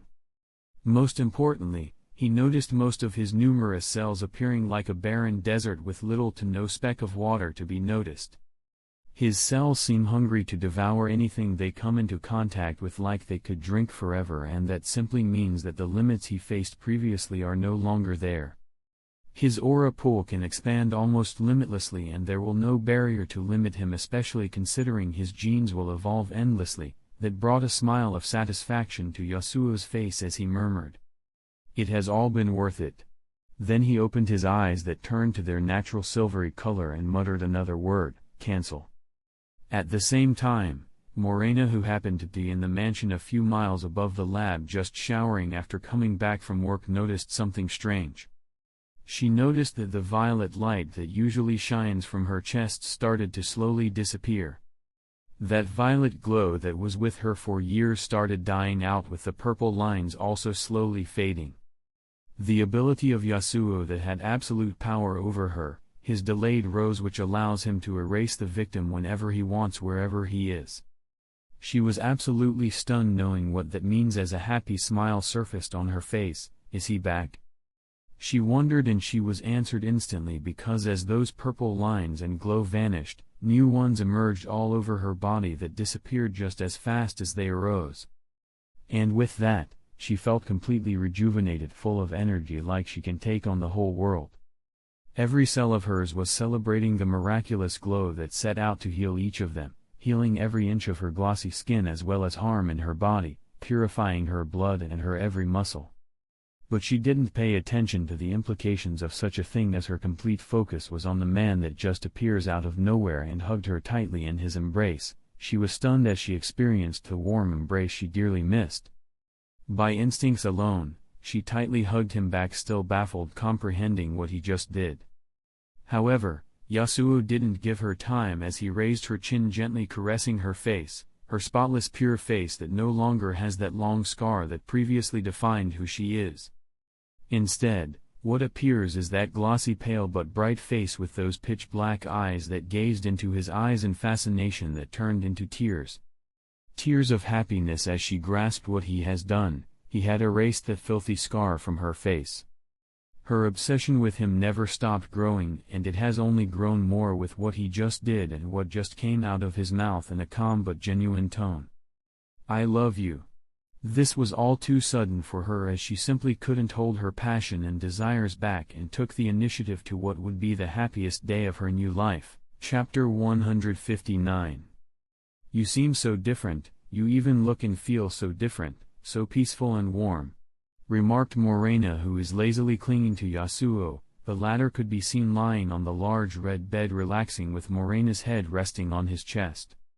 Morena noticed his changes previously in the shower, but she was too stunned to pay that much attention to them and only made this remark after a long night of satisfaction, after having some time to think clearly. She paid close attention to his silver exquisite eyes that seemed to be shining and the feeling of his glossy skin that seemed to be soft but unmovable like iron. It seems like some kind of pale diamond that slightly shine. His black hair from first observation didn't seem to change, but just like his skin, it also changed slightly, becoming much smoother and stronger. What changed the most, however, is the air around him. He already had a peaceful, tranquil air surrounding him, but now it became even more apparent, to the point she feels like she doesn't want to leave his side even for a second, like she wants to spend the rest of her life with her hand always holding his. Of course, that's mostly due to her already having feelings for him and due to her obsession with him. However, his tranquil aura's effect strengthened quite a lot and his manipulation of people around him got significantly enhanced, meaning people will have a hard time putting their guard up against him. My experiment was a huge success and this is the result. Yasuo's answer was quite simple and Morena didn't pry any further. They talked for a bit more, with Yasuo inquiring about everything that happened in his absence. The island was completely taken over by the countless underlings of the Silver Snake family, as well as the preparation Yasuo made before, and it's something they were preparing on for a while, so it was actually quite easy. After all, the Chimera ants killed everyone that has any influence within the mighty Union in what could only be assumed to be a barbaric nature in those ants. That made it extremely easy for the family to take the island, especially considering most of the citizens of the nations within were sent to other countries around the world as emigrants due to the constant massacres on the island. And strangely, there was little to no political opposition to the Silver Snake's operation. In fact, there was massive support, with the media around the world spreading the news that the island is currently uninhabitable and will continue to be that way for a while due to some dangerous deadly poisons spread through it. Not that convincing of a story, but when deformed bodies of people who tried to go to the island were found accidentally, and after some research, it was found that those people indeed died by poisoning, and thankfully that poison doesn't spread through the air but is everywhere in the island due to some kind of poisonous plants or creatures. This is where the Silver Snake family came in, a family known not only by its underworld activity but also by its various legitimate businesses that stand atop the world. The family took it upon themselves to research the island and find a solution to the deadly danger at a cost, of course, a cost they discuss with the major powers of the world, and it was agreed upon. They will take ownership of the island after that. That of course received a massive amount of backlash from the public, as people were actually living there and owned land there, but after some time, when the news started circulating that the family has been having massive amounts of casualties in the middle of exploring the island, to the point the family was on the verge of giving up on the island. But the major powers of the world provided even more benefits, and only then did the family continue their work, albeit, as the media reported, they were coerced to, leading people to only estimate just how dangerous that island became, especially considering no one has ever come back alive since the poison spread. Of course, these are all news from the media. Very few actually know that the island is already under the snake's complete control, and people didn't have much time to pay attention to it as the news of the Dark Continent spread throughout the world. The Kakan Empire announced that there will be an expedition to the Dark Continent under their complete funding, and resealed some general information about the continent and the benefits of going there, attracting people to participate. Of course, it worked. In fact, the first ship that the Kakan Empire started building won't have a room big enough for everyone who wants to participate, even with its massive size, but that's not unexpected, as they plan for several expeditions to happen over the years to come. Yasuo spent the next 24 hours overseeing the family's activity, making sure everything is alright. At this point, an organization is a more fitting word, but Morena didn't change that for a simple reason. The word family makes people believe as if they belong, as if they have a home to always go back to, and that makes them easier to manipulate. And only then did he started heading towards the Kaki Empire with Morena, while not forgetting to do something quite important, as he planned to do something specific in the empire. He brought a small test tube from his lab he saved a long time ago in the freezer. A test tube with a red liquid inside, blood that looks extremely fresh but is actually years old, but he maintained it carefully due to its importance. It's too important for an experiment of his. The red liquid is of course blood taken from someone the Silver Snake family faced previously, the boss of the Cha'ar family, Brocco Lee, who was announced dead several years ago when the Silver Snake family was still called the Heil Lee family. His blood was taken after the family's underlings killed him as per Morena's instruction, who was also instructed by Yasuo to do so in case he wasn't present in the incident. That's of course strange, as Brocco isn't special in any way to garner Yasuo's attention to this extent, and Yasuo isn't really interested in him at all. What he's interested in is the man's blood, who happened to be the King Natsubai's half-brother, and that matters a lot to Yasuo, as he even took a similar amount of Morena's blood. As for his purpose? Well, he drank them all in a single gulp without any change in his expression. He's making use of his new genetic structure to do something that's not supposed to happen. You see, years ago Yasuo targeted the Kaken Empire's most precious treasure, the seed urn, but wasn't able to get what he wanted due to a few restrictions on the urn, but now he can see a chance as the seed urn ceremony is near. The seed urn ceremony is part of the Kaken royal family tradition. To prove one's inheritance to the urn, the host focuses their desire for the crown and offers a drop of their blood to the urn, then puts their hand in its mouth-like opening. At this point, a purple smoke fumes from the urn, with a tiny female sprite dressed in Kaken traditional clothing holding a small egg, which she inserts into the host's mouth. The princes will thus be granted a guardian spirit beast when the egg hatches. After receiving the egg, trying to escape the succession war will result in the fugitive's death by countless ghostly hands that appear around the person enforcing the ceremony's conditions. And Yasuo wants to see if he can get a guardian beast of his own. Of course, he can't, as only Natsubai's children of his blood are able to do so.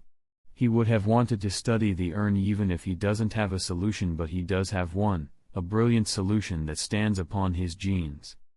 A few seconds after drinking their blood is all it took for his new genes to start doing what they were created to do, evolving based on the genes they come in contact with, and the fact they're still evolving and stabilizing from the purple liquid he drank before didn't stop them from having another side project. He flew through several portals while holding Morena's waist until they reached the Empire. In the meantime, Yasuo was trying something interesting, an experiment only he can see, which is due to the dark purple crow on his shoulder that seems to be blinking repeatedly. He was trying to see if he can accurately control his desires at a particular moment of time. It's late June of 2001, which means the seed urn ceremony is only a few days away, which, as Yasuo judged, is enough time for his genes to adapt to the blood of the Kaken Empire's royal family. He still decided to make it faster and more stable by taking few drops of blood from Natsubai's direct descendants, and it was quite simple to do so. They just have to be within his domain, and he can use his space control to manipulate a few drops of blood to teleport to him. Chapter 160. Anything within his control has a certain variable called resistance. Everything he wants to control will produce an opposing force resisting that control, which increases his Nen consumption within his domain. It all depends if his input can handle that necessary consumption. If his brain can handle that amount of input, that's something Yasuo always trained across the years until his brain reached its limits, unable to handle any more input. However, those limits are no longer there. His transformation negated ever having those limits and even increased his input significantly. He was already able to handle the input needed to control Nenless humans and even some of the weaker Nen users, but after the transformation, he became able to do much more. So controlling a few drops of blood to appear next to him proved to be quite easy, with no one able to notice anything at all. His domain range that can reach over a mile around him allowed him to do so, and just as he did previously, he drank their blood and his genes and Nen started doing what he wanted them to do. Even though the Silver Snake family's base of operation was changed from the Kaken Empire to the Mighty Island, They of course didn't retract their already tight control from the Empire or any other place in the known world. There is still a smaller base in the Empire and everywhere in the known world with plenty of henchmen to keep their control over the underworld and also keep the lookout for their legitimate businesses all over the world. The Silver Snake specifically kept a tight hold over the Kakin Empire as Yasuo knows it will be the center of the expeditions to come. The ship that will transport people to the Dark Continent is being built and is not far from completion, just no more than 10 days. The ship is called the Black Whale. It's able to carry 200,000 passengers and will serve as the main grounds for Kakin's War of Succession, and it's only the first of ships to sail as many more are under construction. The seed ceremony is on the 8th of July and Yasuo double-checked just to make sure, and he also made sure no one knows he's here as his plans have changed. Previously he wanted to get the seed urn forcefully and experiment on it across the previous years, but he couldn't, so he decided to change his plans. If his genetic structure manages to absorb the royal family's bloodline, allowing him to get a guardian beast of his own, then a new possibility will be opened to him, an opportunity he will definitely take. So instead of taking the seed urn forcefully, he decided to instead borrow it without anyone noticing just for a few seconds, but that's hard to do as either Natsubai is always near it or his personal butler, who happened to be the messenger responsible for delivering all the details of the ceremony as well as watching over the princes as they undergo it. And he knows he needs to be cautious in this as any mishap could lead to the succession contest getting cancelled, which he doesn't want as the benefits are too tempting to miss. He knows Nachbi can cancel the contest if he suspects anything, but only before it started. If it already did, however, he won't be able to do anything as that goes against how the urn works.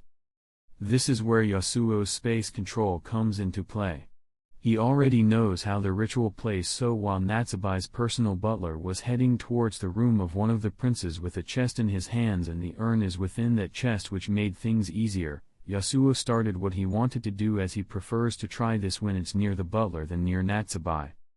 First, one needs to offer a drop of their blood to the urn by dropping it inside, so Yasuo controlled a drop of his precious blood to move in space, ignoring any barrier in the way, and he was able to teleport it to within the urn without making even a faint sound.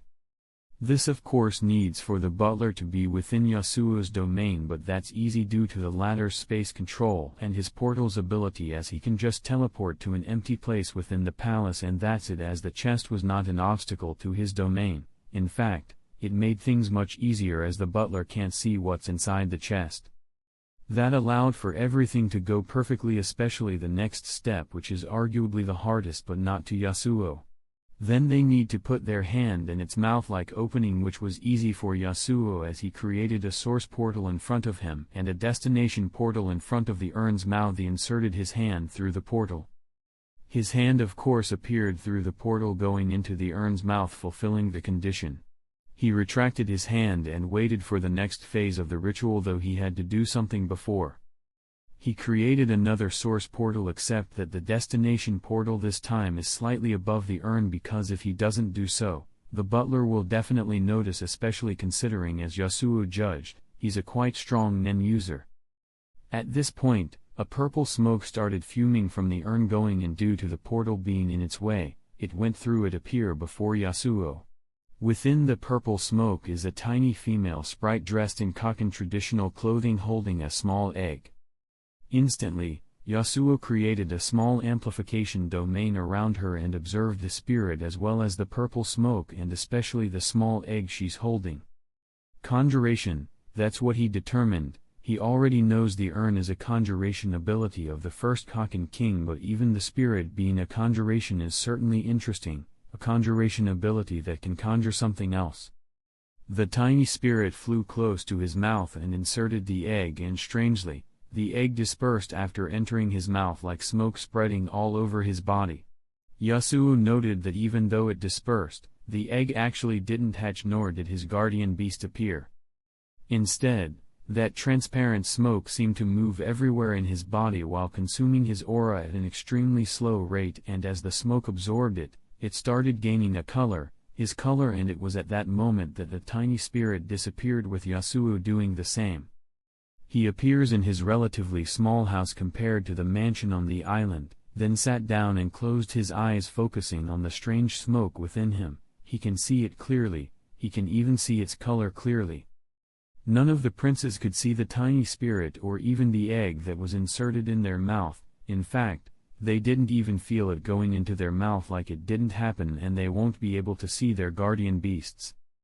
Other people can see them if the beasts show themselves, but none of the cocky royal family can see them except Natsubai, who can see every guardian beast of his children, which is likely due to the fact that he already survived the previous succession contest. Yasuo can also see them, just like he could see Natsubai's guardian beast a while ago. He could see the tiny spirit clearly, but not by his eyes, by his control domain. Years ago, he could only see a vague shape of Natsubai's beast, while now, he can see them clearly. He can see their natural color and every speck of their existence. His sense within his domain became quite strong. He started pushing his control domain to its new limits, trying to control that strange smoke, and even with how much stronger he became after the transformation, it still proved to be a bit of a challenge. But once he got the hang of how to control it, it became much easier, just like how he found controlling space extremely complicated before, while now, he can easily do so. And it proved to be quite beneficial, because as he started manipulating it in a certain way, it started to consume his aura at a much faster rate, gaining Yasuo's color quite quickly. Though as he continued to do so, he noticed that even though the fumes have become almost completely purple, it showed no signs of getting any close to hatching. It appeared as if it didn't matter how much aura the smoke consumes. Perhaps a certain time span needs to pass before the guardian beast can appear, but that didn't make Yasuo stop what he was doing. On contrast, he started trying to accelerate the process. "This could be interesting," remarked Yasuo as a small smile appeared on his face, knowing the implications of such a thing. If how much it consumes determined how strong the resulting guardian beast is, then Yasuo is basically a walking cheat code that managed to find holes in every ability of his and push them beyond what they were supposed to. Chapter 161. Yasuo thought previously about also allowing Morena of getting a guardian beast, but after some recent findings, he realized it's not an option. He plans to go through with the succession contest and reap the benefits, so if she participates, he will have to kill her, which he doesn't want to do. The seed urn ceremony is quite interesting to Yasuo, especially after coming to a few theories about it. The winner of the ceremony will get a hidden prize, or so he predicts, and even without the contest, the first black whale remains a treasure trove that he plans to harvest. Yasuo picked his ringing phone and accepted the call, then just waited for the caller to say his piece. The caller, who happened to be Parseton Hill. "You disappeared for a long time, and I thought you'd be available after your last words. Even Beyond wasn't able to contact you at all." "Yeah, I was quite busy researching a few things, as I'm sure you concluded as well. Anyway, what do you want?" Yasuo casually answered. Pariston was silent for a few seconds before saying, "When it's time, I'll contact you, and if you want to participate then let me know." Then directly after, he hangs up, leaving Yasuo with a thoughtful expression. Beyond's expedition team is quite interesting to him, and he will most likely participate. Each of them is special. A team specially gathered by Beyond to survive and even conquer the Dark Continent. That definitely made Yasuo interested in their abilities. He knows the abilities of a few of them, and he set his eyes on them, let alone the rest. He was only thinking for a few more minutes before he received another call, though this one is an unknown number. He accepted the call, with the caller directly saying, "Can we meet? I'm in the Kakan Empire's capital." "Sure, I'll send you the meeting location, or send me a location if you don't like mine." A strange call indeed. One Yasuo expected. In fact, he thought the caller will talk to him much earlier, but he apparently took his time. The address was sent to him only a few seconds later, as apparently, the caller was already prepared, and he of course knew Yasuo would be here simply because the Black Whale will sail soon, and he judged that Yasuo will definitely go to the Dark Continent. Yasuo closed his eyes for a second, focusing on one of the numerous arrow-eye threads he has all around the city, and focused his aura on it to activate it and see through it. Then he disappeared. He appeared comfortably seated on a red cushion with golden straps decorating it. What appeared to be a traditional fancy restaurant with a pleasant smell and air around, which is due to the small pure waterfall he can see from the window, a restaurant that describes the tradition of the Kakin Empire perfectly. It's certainly cozy, thought Yasuo with a pleasant smile on his face before turning his head to look at the man who called him. The golden-haired man who didn't seem fazed by how he suddenly appeared in front of him.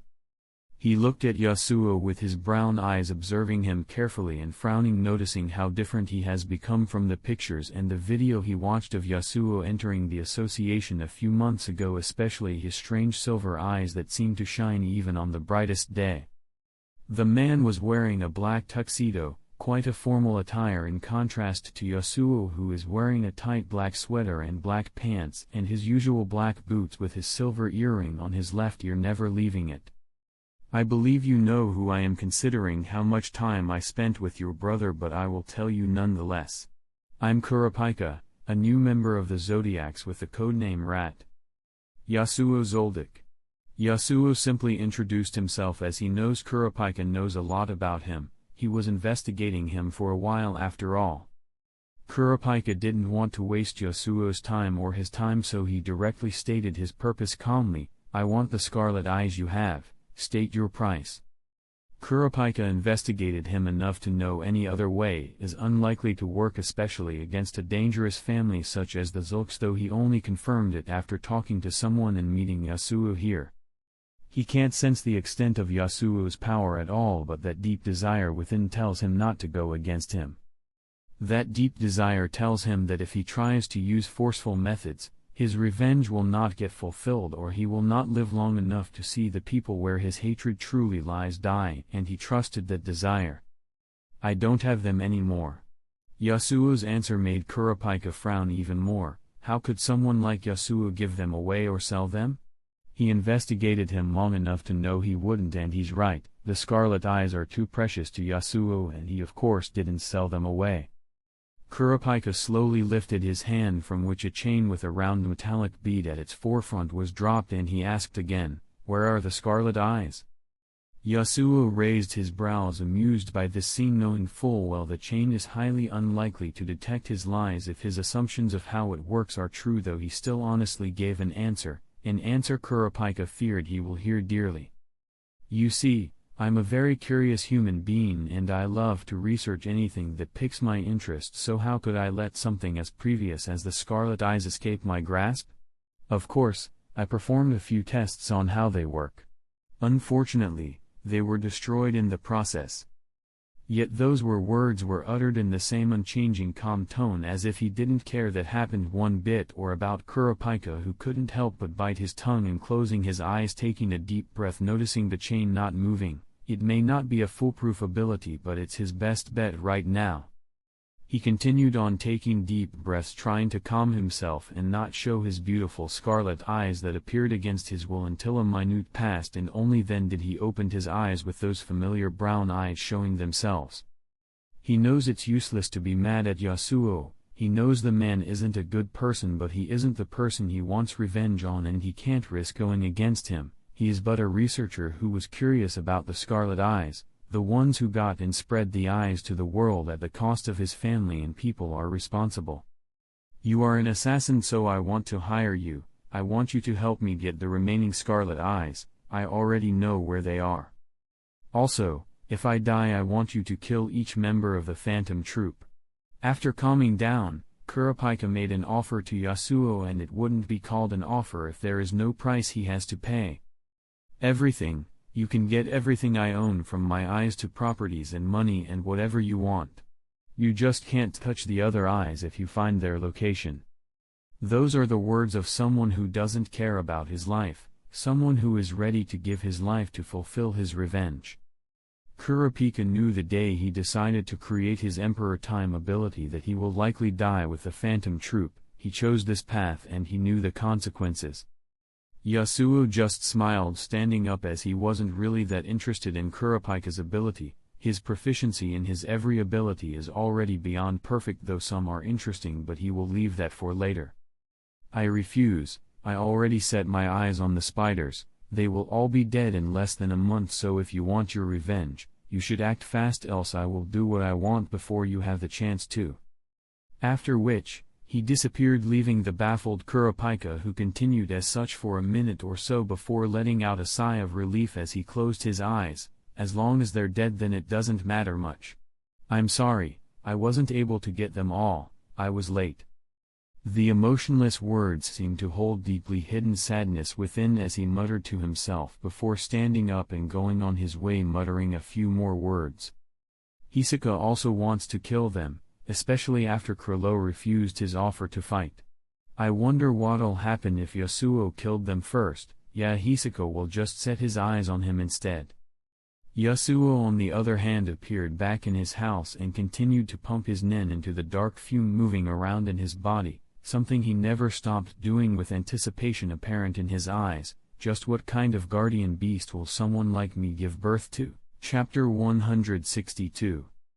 King Nasabai has declared that his country will build 20 of these ships in 1 year. He also promised to send 100 million people to the Dark Continent within 5 years. Ambitious indeed, but possible, especially considering that the Black Whale was designed to be simple so as to reduce the building cost and increase the production rate. Since the Black Whale is too massive to be tied up at a dock, airships and ferries are employed to transport people and supplies to and from a seaport, and it took quite some time to transport 200,000 people, which is how much Black Whale one can handle. The ship will carry many notable figures, including the Kaken royal family and members of the Hunter Association and V6, who will extend their journey further to the actual Dark Continent.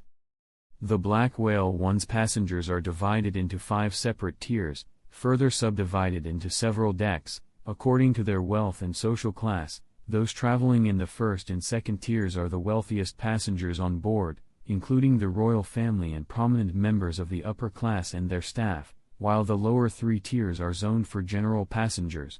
1. The throughways dividing the tiers are guarded by the royal army, since the entirety of the ship is under martial law. More specifically, the second and third tiers are separated by a thick bulkhead which can be only opened in emergencies from the second tier side. In order to move between the third and fifth tiers through the central passages, passengers need to buy tickets from the royal army. Yasuo and Morena's quarters happen to be in the first tier, in a quarter similar to the prince's, and something strange many didn't expect is that the only people from the Silver Snake family that are within the ship are only the previous 2 in Irillan and a less than 10 of his henchmen. Something Natsubai didn't expect at all, as he expected from the Silver Snake family to take over the last 3 tiers, which are 3, 4, 5 respectively. However, that didn't happen at all, which is a good thing, as Morena and Yasuo's influence is something to be feared and he can't use the family card against her considering how she is. So now at least, that massive manpower under their hands isn't here to make things harder, but even the 2 that stands upon that power are too dangerous to be messed with. However, he knows he can't interfere in the succession, so he can't really advise any of them. Hopefully, he won't mess around causing the contest to fail. Hoped the Kaken Empire's king, not knowing that the succession contest will definitely succeed. It's just that the winner is someone he won't expect at all. Yasuo and Morena walked hand in hand throughout the first tier, strolling around before heading to the large dining room where several people are already talking with each other. Every in the first tier and the second tier have some kind of high status and position or some achievement, and some of them want to secure more relationships with similar people, and what better place to do so than the dining room, and there are several of such rooms to accommodate the number of people in the tier. They took a seat at one of the available tables and ordered lunch. Not many people are here, as most ones are preparing for the departure ceremony, where everyone will be later tonight in the main hall that's large enough to accommodate everyone in this tier. They had lunch, then went back to their large quarters, already neat and tidy with their belongings also well organized, then just messed around for a while. After all, they didn't see each other for a long time, so they will for sure spend as much time as they can with each other. Of course, there is a ceremony in the evening and they plan to go. Yasuo wore a black suit jacket with a black tight shirt beneath it and black pants, dark leather shoes. Morena on the other hand wore something that complements her bright angelic white hair, a silver halter dress, and white high heels shoes. They looked perfectly matched, especially with Yasuo's silver eyes that brought a new light to his attire.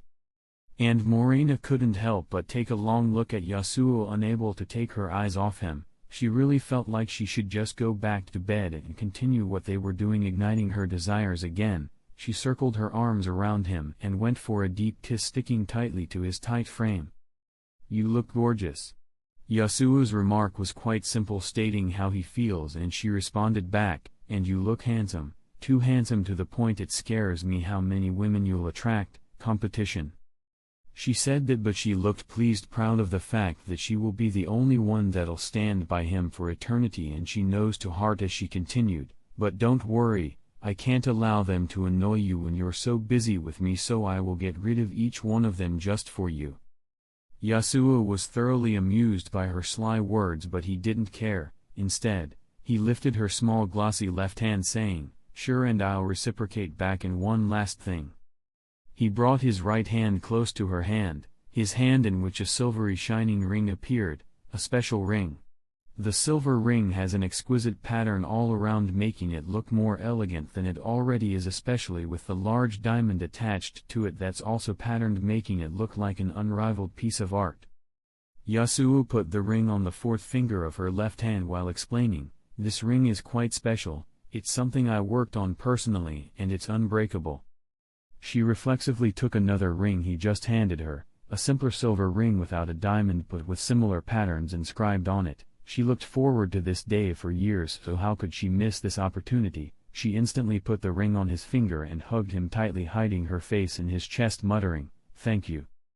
Yasuo started caressing her smooth hair with a smile of amusement on his face, allowing her to calm down. The woman that was just remarking about how she will exterminate every other woman in the world that set her eyes on him turned into a shy girl that simply found it embarrassing to show her face to him.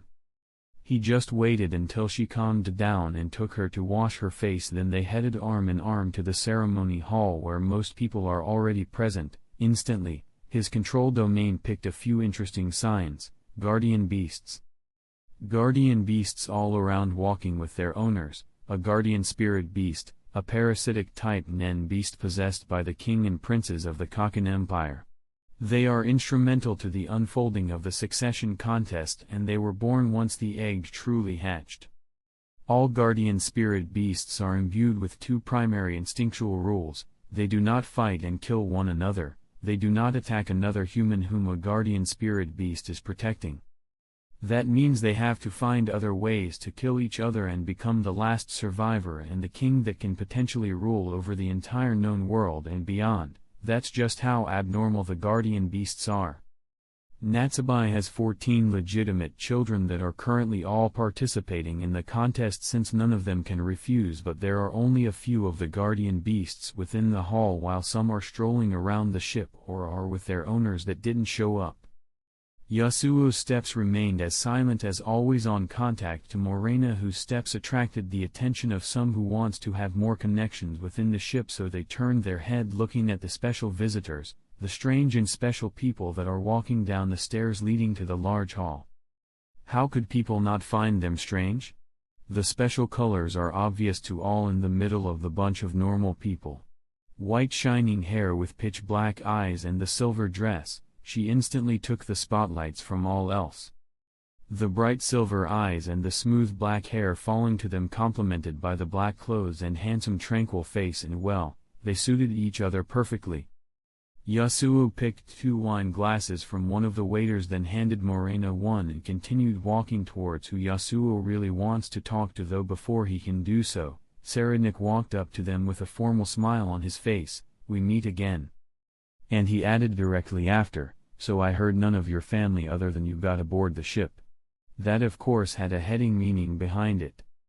Years ago, he made a deal with them to support his ascension to the throne, and while their level of power and influence had surpassed his expectations by far, he still thinks it's useful for them to support him, as he will grant them even more authorities within the empire. He knows he can't kill someone at their level as that'll just bring more hardships, but why do so when they can benefit both from each other? They don't have a reason to say no. That's why he was surprised when he took a look at the number of passengers of the Silver family that amounted to no more than 10 people.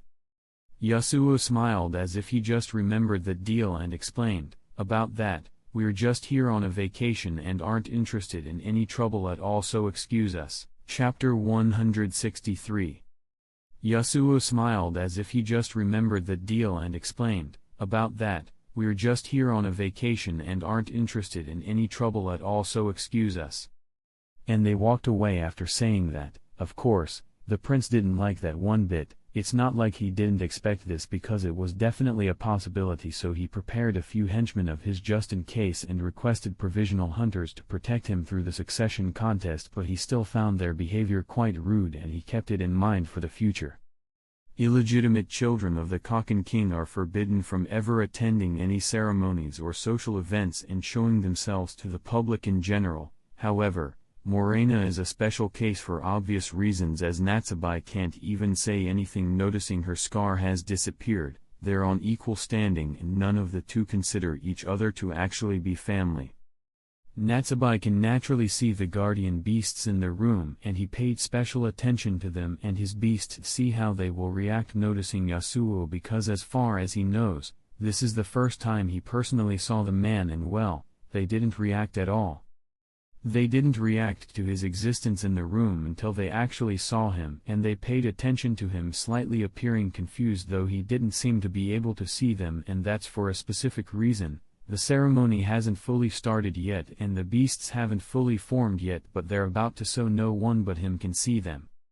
However, once the succession contest truly begins, they'll show themselves to every Nen user, because even though conjured things are normally seeable by everyone, the guardian beasts are special as only Nen users can see them.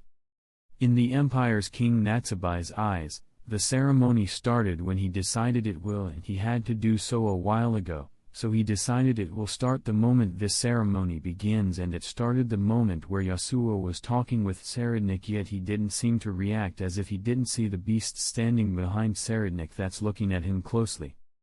The beast's actions are affected by the host's emotions, so when Serednik didn't like Yasuo's words, his strange beast started acting strangely. His guardian spirit beast resembles a horse with feminine features with long fair hair, a long neck with a mane that can extend several meters, big four-fingered hands, big sharp-pointed nipples, a tail resembling a nine-tailed whip, and it wears high-heel shoes. The inside of the beast's mouth reveals another face within, with a split tongue and jagged teeth.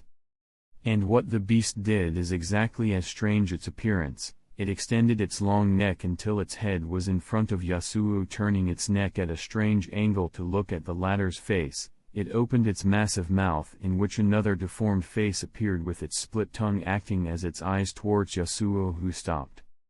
"What is that?"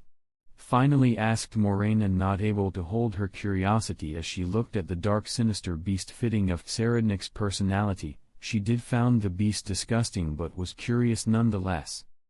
Yasuo didn't answer. Instead, he raised his hand trying to touch its head, but it simply went through it just as expected. He turned his head looking at all the other beasts moving around, and Morena did as well, with her curiosity peaking.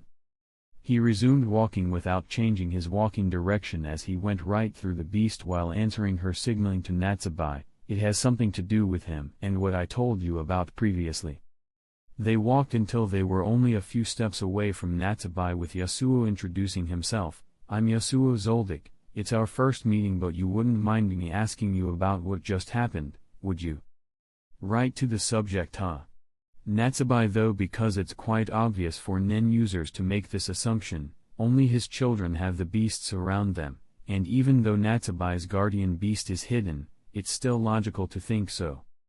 "Just a game being played by family. I'd appreciate it if you don't interfere and allow the trip to be successful and actually reach our goals." A big smile was on the Kaken King's face while uttering those words like they were old friends. However, beneath his pleased tone is threats, as he dearly doesn't want Yasuo to screw this up, else he will definitely screw the expedition in return. "Don't worry, I'm not interested. And also, thank you for taking the risk of funding the expeditions. And of course, Yasuo lied without batting an eye with a smile on his face. After which, Yasuo took a seat at one of the available tables with Morena and just observed everything with his domain, detecting every activity of the guardian beasts that are within the room, and he couldn't help but found each of them extremely special. Each describing its host's personality and acting according to their emotions and desires without breaking the rules placed upon them, and they don't seem to be interested in each other. They only show interest in other humans that come in contact with their host, or they just stroll around the hall, and some even go through walls going somewhere else. Too interesting, aren't they?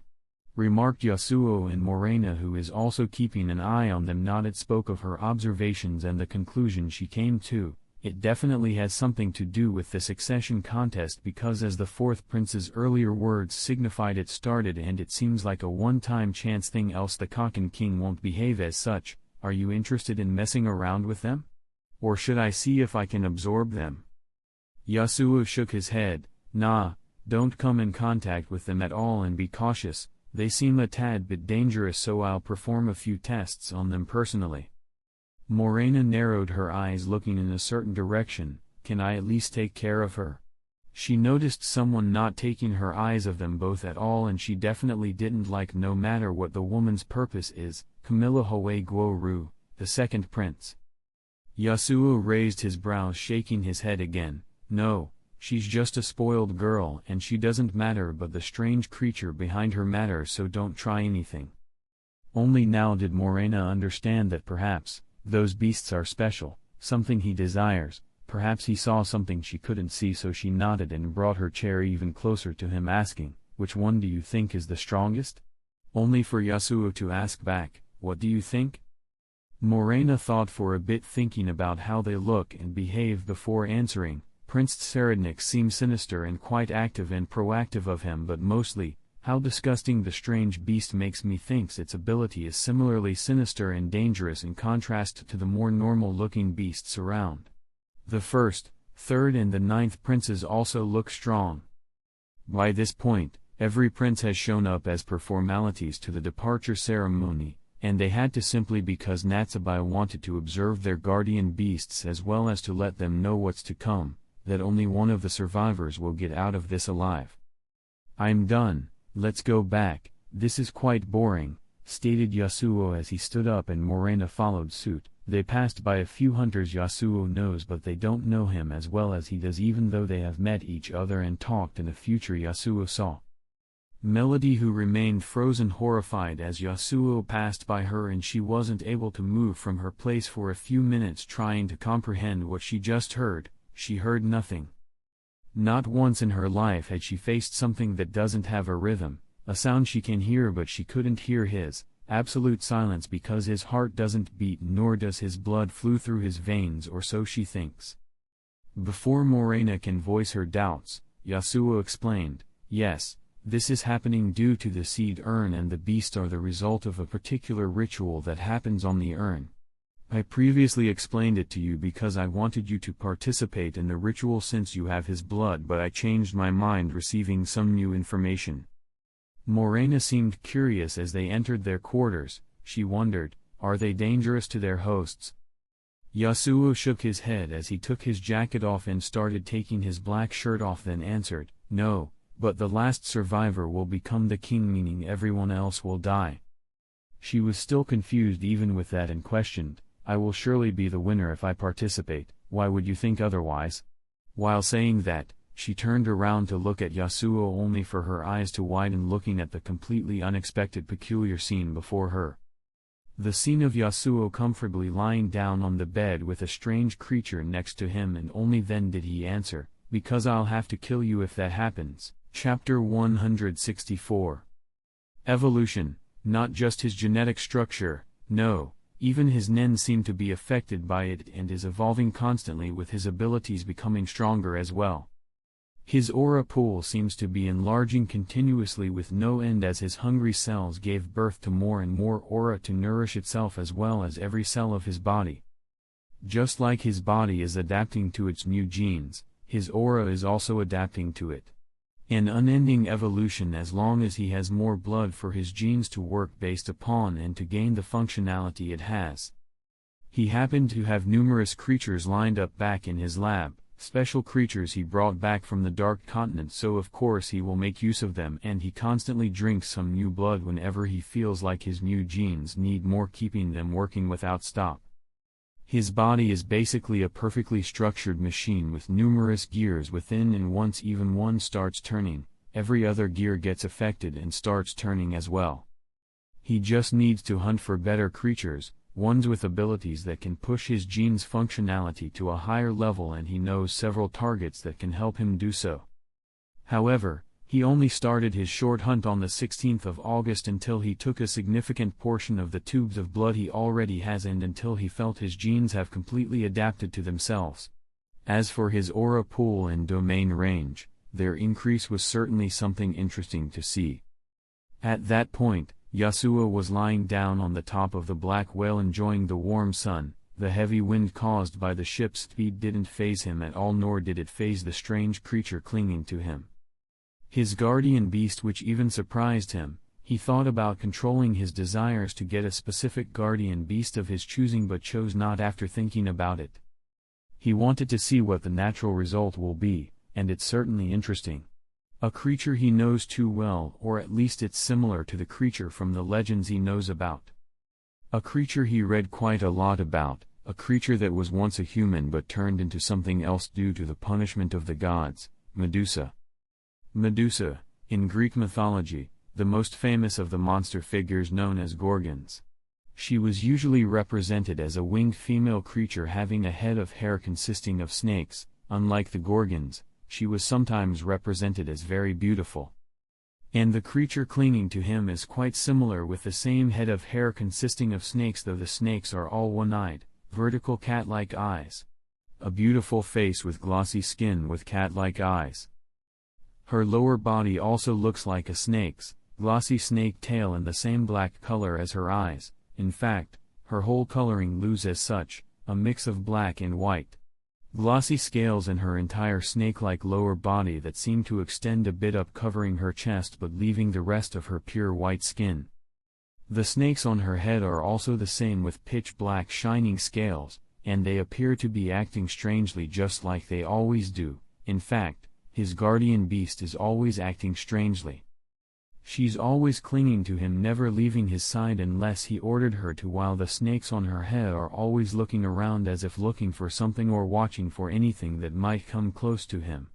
It seems to be quite cautious, but she always listens to Yasuo and obeys his orders, just like now as he ordered her to retreat inside.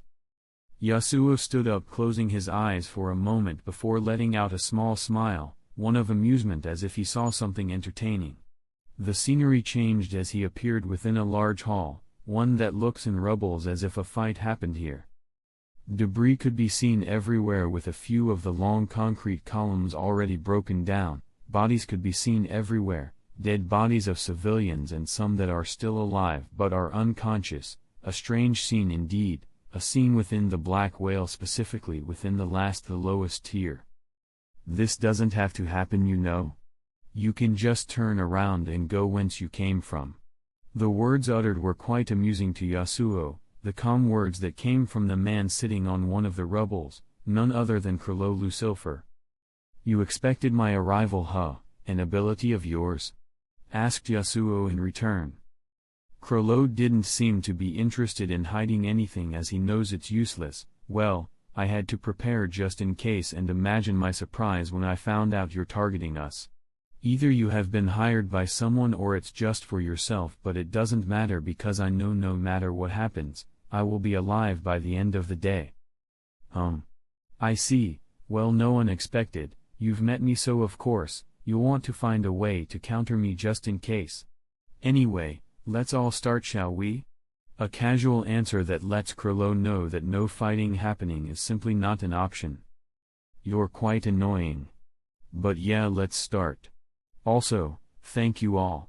Those were Krolo's words, as if he has given up already, but his actions say otherwise, and especially those last words that were directed towards his family. The other phantom troop members that appeared from within the numerous rubbles around each of them ready for what's to come. Why Yasuo is here doesn't matter much to them. What matters is that there is an enemy that seeks to extinguish their family release and they couldn't allow that. They are definitely prepared for the coming battle and they have been preparing for a while now. In fact, once Krilo found something like this will happen, he decided not to go into the Black Whale in the first place.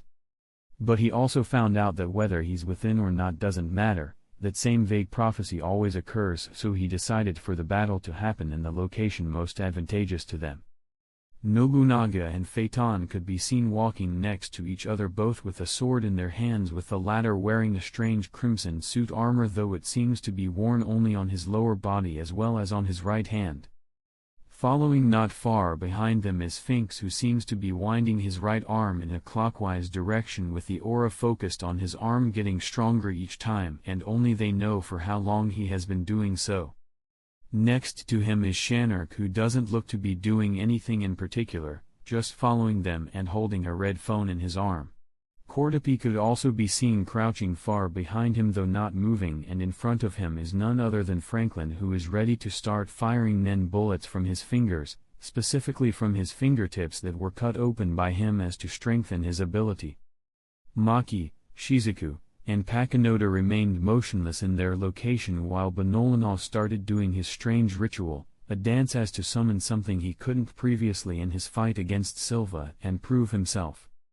Krilo frowned, as even with all the advantageous circumstances and conditions, Yasuo still remained casual in front of all of this, and he doesn't like it. He knows he will be alive by the end of the day, but that's all he knows.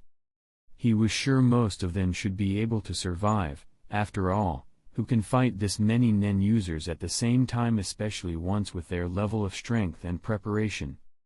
However, he didn't let that cloud his judgment, and instead declared the start of the fight by walking towards Yasuo as well, and at that instant, both Nobunaga and Phaeton disappeared, or so it appears, because their movement is so fast. They appeared next to the motionless Yasuo almost instantly. They appeared swinging their words at him, and with perfect teamwork as to give him as little of a chance to evade as possible. Yet, he remained motionless, something they didn't expect at all, making some of their plans temporarily useless with the scene that happened next. A sword seeking to cut his neck and one seeking to go through his heart, but what was heard isn't the sound of flesh and bones being cut, it was the sound of metal clashing. The sound of the swords that were deflected once they made contact with his metallic-like skin. The fact that they used Shu on the swords making them stronger changed nothing. The man didn't even move from his place.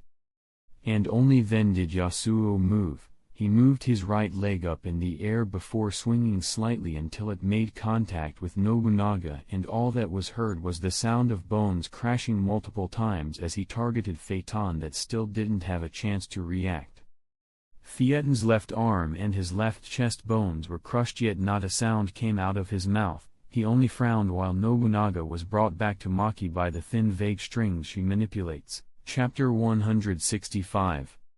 Phaeton again attacked, not caring about the damage he suffered, and this time Finks did as well as Maki worked quickly on stitching his broken bones back together as he suffered the most damage. And most importantly, Krilo followed suit, though he kept a bit of a distance from the two, not going fully into close-range combat. Instead, he conjured some kind of gun and just started shooting, no matter how ineffective it is. Yasuo's level of power just surpassed his expectations by far, but there is still a way to win, one of their many plans. Yet for the next 10 seconds, all Yasuo did is just messing around without them being able to do anything. Finks, however, didn't attack yet. He seems to be just circling around them while continuing the process of turning his arm, waiting for a chance to attack. The man didn't even use his teleportation ability, so attacking right now could prove to be useless. This is more than enough. What Phaeton just said isn't just for himself, but that was also a signal for someone else, to Benolanov, who already finished his dance and is ready to activate his ability, and that was a signal for Nobunaga to join the fight again and attack. And so, one of their strategies took place as Krilo retreated and shouted, "Maki, now!" That started an interesting sequence of events that happened at the same time. Thetan started running towards Yasuo with his sword high in the air ready to swing it. Expect there is a difference. A deep crimson fire appeared all over the sword and even on his hands, seeking to melt them, in contrast to the sword which seems fine in the middle of the flame that surpassed lava's temperature by far. Nobunaga didn't close distance much. Instead, he focused his aura on his sword, and once he swung his sword, several sharp blasts of aura were released from it heading towards Yasuo. A shroud of pure golden aura surrounded Shanark, who entered his autopilot mode by placing an antenna on himself and then giving instructions or a task to be performed. Shanark's ability manipulates his body on autopilot and he temporarily gains immense aura, which results in a speed and strength boost to perform the task given. Once Shanark has entered autopilot mode, he cannot withdraw from it until the task he instructed himself has been accomplished, and the task he gave himself now is quite simple: follow Krillow's plan. So he started running towards Yasuo. Benolanov lifted his hand high in the air shouting, "Venus! Venus, the brightest object in the sky after the sun and the moon, and sometimes looks like a bright star in the morning or evening sky. The most dangerous and hottest and toxic planet in the solar system made its appearance here, although it's a smaller version of it, but it still retains the same characteristic, a small planet conjured by Benolanov, and the strongest planet he can conjure, one that'll follow its target until it made contact with it, and its target now is Yasuo." But none of the attacks were in each other's way, perfect teamwork just as they practiced, because Krillow wanted the fight to end as fast as possible. He felt like the longer the fight is, the lower their chances will become. The numerous bodies within the hall suddenly started flying towards Yasuo at an incredible speed as Maki appeared to be pulling something while Shizuku seems to be helping her using her vacuum cleaner called Blinky to pull as well, which is her Nen ability, pushing the body's speed much higher. Finks also changed his position as he jumped back, then jumped higher, with Venus passing right below him.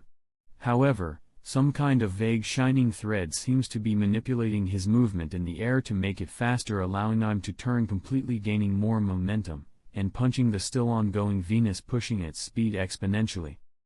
However, that's not the only thing that happened. It's not just Venus's speed that increased, even its power increased massively due to his dark yellow, insanely strong aura enveloping it. He has done numerous clockwise winds with his arm, and while the more circles he performs the less the power increase becomes, he still pushed its power to an unimaginable level. That whole destructive power was transferred to the already dangerously destructive Venus, at a cost, of course. The cost of such a thing is his whole right arm disintegrating to nothingness. Krillow knew that sacrifices had to be made depending on how strong Yasuo appears to be, and the previous scene got him to make his mind up. They have to make a sacrifice. Phaeton also suddenly stopped once he reached enough distance for his ability to work and swung his sword, finally able to release his rage, the rage that was built up to an astonishing degree due to Yasuo playing around with him. Especially considering how many of his bones are broken and how much blood he lost, and he was bleeding all over, though that stopped due to the hot burning fire on his sword. A fire so hot it rivals Venus's temperature, but with how concentrated the fire is, its power is much stronger. Rising Sun. And it only got stronger after he uttered the previous words. As he activated his strongest ability, he transmutes his aura into scorching heat, its power depending on the pain and injuries inflicted to him in battle. The ability is manifested by emitting a ball of aura into the air, which then transforms into a miniature sun that burns the victim to death. The more damage he has suffered, the hotter the fire, and the longer it will burn. Rising Sun has a huge attack radius. While Phaeton wears his armor, he is not be harmed by the heat and is supplied a source of oxygen. However, what he's using now is slightly different because it's solely directed towards Yasuo without damaging anything in its way, like the only that burning fire can damage is its target, an ability he prefers not to use simply because of the state of his hands after using it. The hot magma-like fire left little to no flesh on his hands, leaving only his bones that are also burned crisp. Using his ability this way can make it extremely powerful but also quite costly. He has to be holding his sword for 1 second before he can release his rage and fire towards the target, and most importantly, He can't conjure the armor that can protect him from the fire that can also affect him, as he has to conjure this armor to use the ability as it is now, an armor that doesn't provide much protection against the fire as it protects most of his arm but his hand. Maki did as planned, manipulating every thread accurately to make sure not a spot in the hall is empty as not allow him to create a portal within. In fact, she's been working hard for days as to leave as many threads as she can all over the tier. She also has to manipulate each thread accurately to make a way for the moving spiders and close the gap behind as fast as she can. She was also manipulating the countless bodies, attracting them to Yasuo, so it's safe to assume the pressure on her is unrivaled, which is proven by the sweat coming down her face and the small trail of blood coming down her mouth due to her biting her mouth. How can she not? A small mistake could lead to the death of her whole family, and if any of them clashed with any of her threads, she will be responsible for that life. But none of the spiders even took that into consideration. They have their absolute trust in her, so they only followed Kurlo's plan word per word and action per action. Maki manipulated one of the threads to bring Phaeton back as he reached his limits, and Shizuku helped by pulling him towards them while Finks was retreating on his own, and Franklin just continued fire a barrage of bullets, knowing that his other ability is not needed here, something Nobunaga knows as well. Everything was going perfectly in Kurlo's eyes, because at that moment, a drop of blood fell on Yasuo's hair, a drop of Kurlo's blood, just one amongst the numerous drops of blood he prepared and put them on the ceiling of the hall on top of the webs constructed by Maki, and once she got the signal, she manipulated her threads for that specific drop to fall on him. But before it fell on his hair, something else happened. Franklin changed his attacking target from Yasuo to Kurlo. His bullets went through the latter's stomach without doing any harm that's too fatal, but enough for Kurlo to bleed heavily. The moment that drop of blood touched his hair, Yasuo noticed his aura nodes getting forcefully closed, entering forced Zetsu, becoming completely defenseless against the oncoming disaster, and most importantly, losing the ability to create portals, which is what Kurlo wanted. The same ability he used previously on Miha, thought Yasuo, who remained motionless without a change in his expression. The last phase of the plan is the sound of a bullet getting fired from behind him from something invisible, or so it appears. He can see a person so small she's almost completely unnoticeable, Pakinota, who just fired a memory bomb at the perfect moment, which is strange considering there is another Pakinota still standing motionless behind Franklin with a height of less than a centimeter. Kurlo used an ability he stole to make her that small. And a copy created by Cordopi to distract him from Paku, who is standing close behind him, a memory bomb filled with all of her memories as well as the memories she harvested across the few past days, and Yasuo has to receive all of that instantly. So much information, it's enough to drive anyone insane, and he can't evade simply because there is no place to evade. Surrounded by attacks coming from everywhere, they attacked at varying times, perfectly understanding each other's abilities to allow this to happen. Kurlo planned this way too well. There is simply no escape but death for anyone, and all Yasuo had to say is, "Medusa, hey hunters. Quick break time. My creative mind is struggling, so we're doing random facts now. Did you know Killua was originally supposed to die? Togashi once considered killing off Killua early in the series, but couldn't bring himself to do it." Now back into the video. Chapter 166. Surrounded by attacks coming from everywhere, they attacked at varying times, perfectly understanding each other's abilities to allow this to happen. Kurlo planned this way too well. There is simply no escape but death for anyone, and all Yasuo had to say is, "Medusa." His strange guardian beast that never leaves his side showed itself. It never really left his side.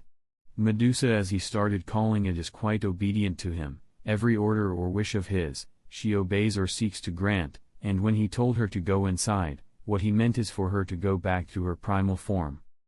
Every guardian beast's primal form is their smoke-like form where they exist within their hosts, and every guardian beast can do this. They can turn themselves into a pure gaseous form and go into their hosts' bodies just like the day they were born. And when Yasuo allowed her to appear, she did so instantly.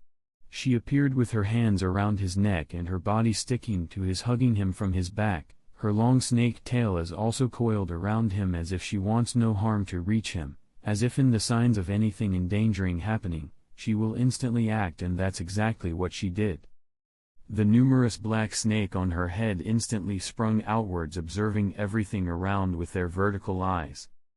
And they can see much more than what meets the eye. They could see the danger as well as its source, and they can see anything with negative intentions towards its master.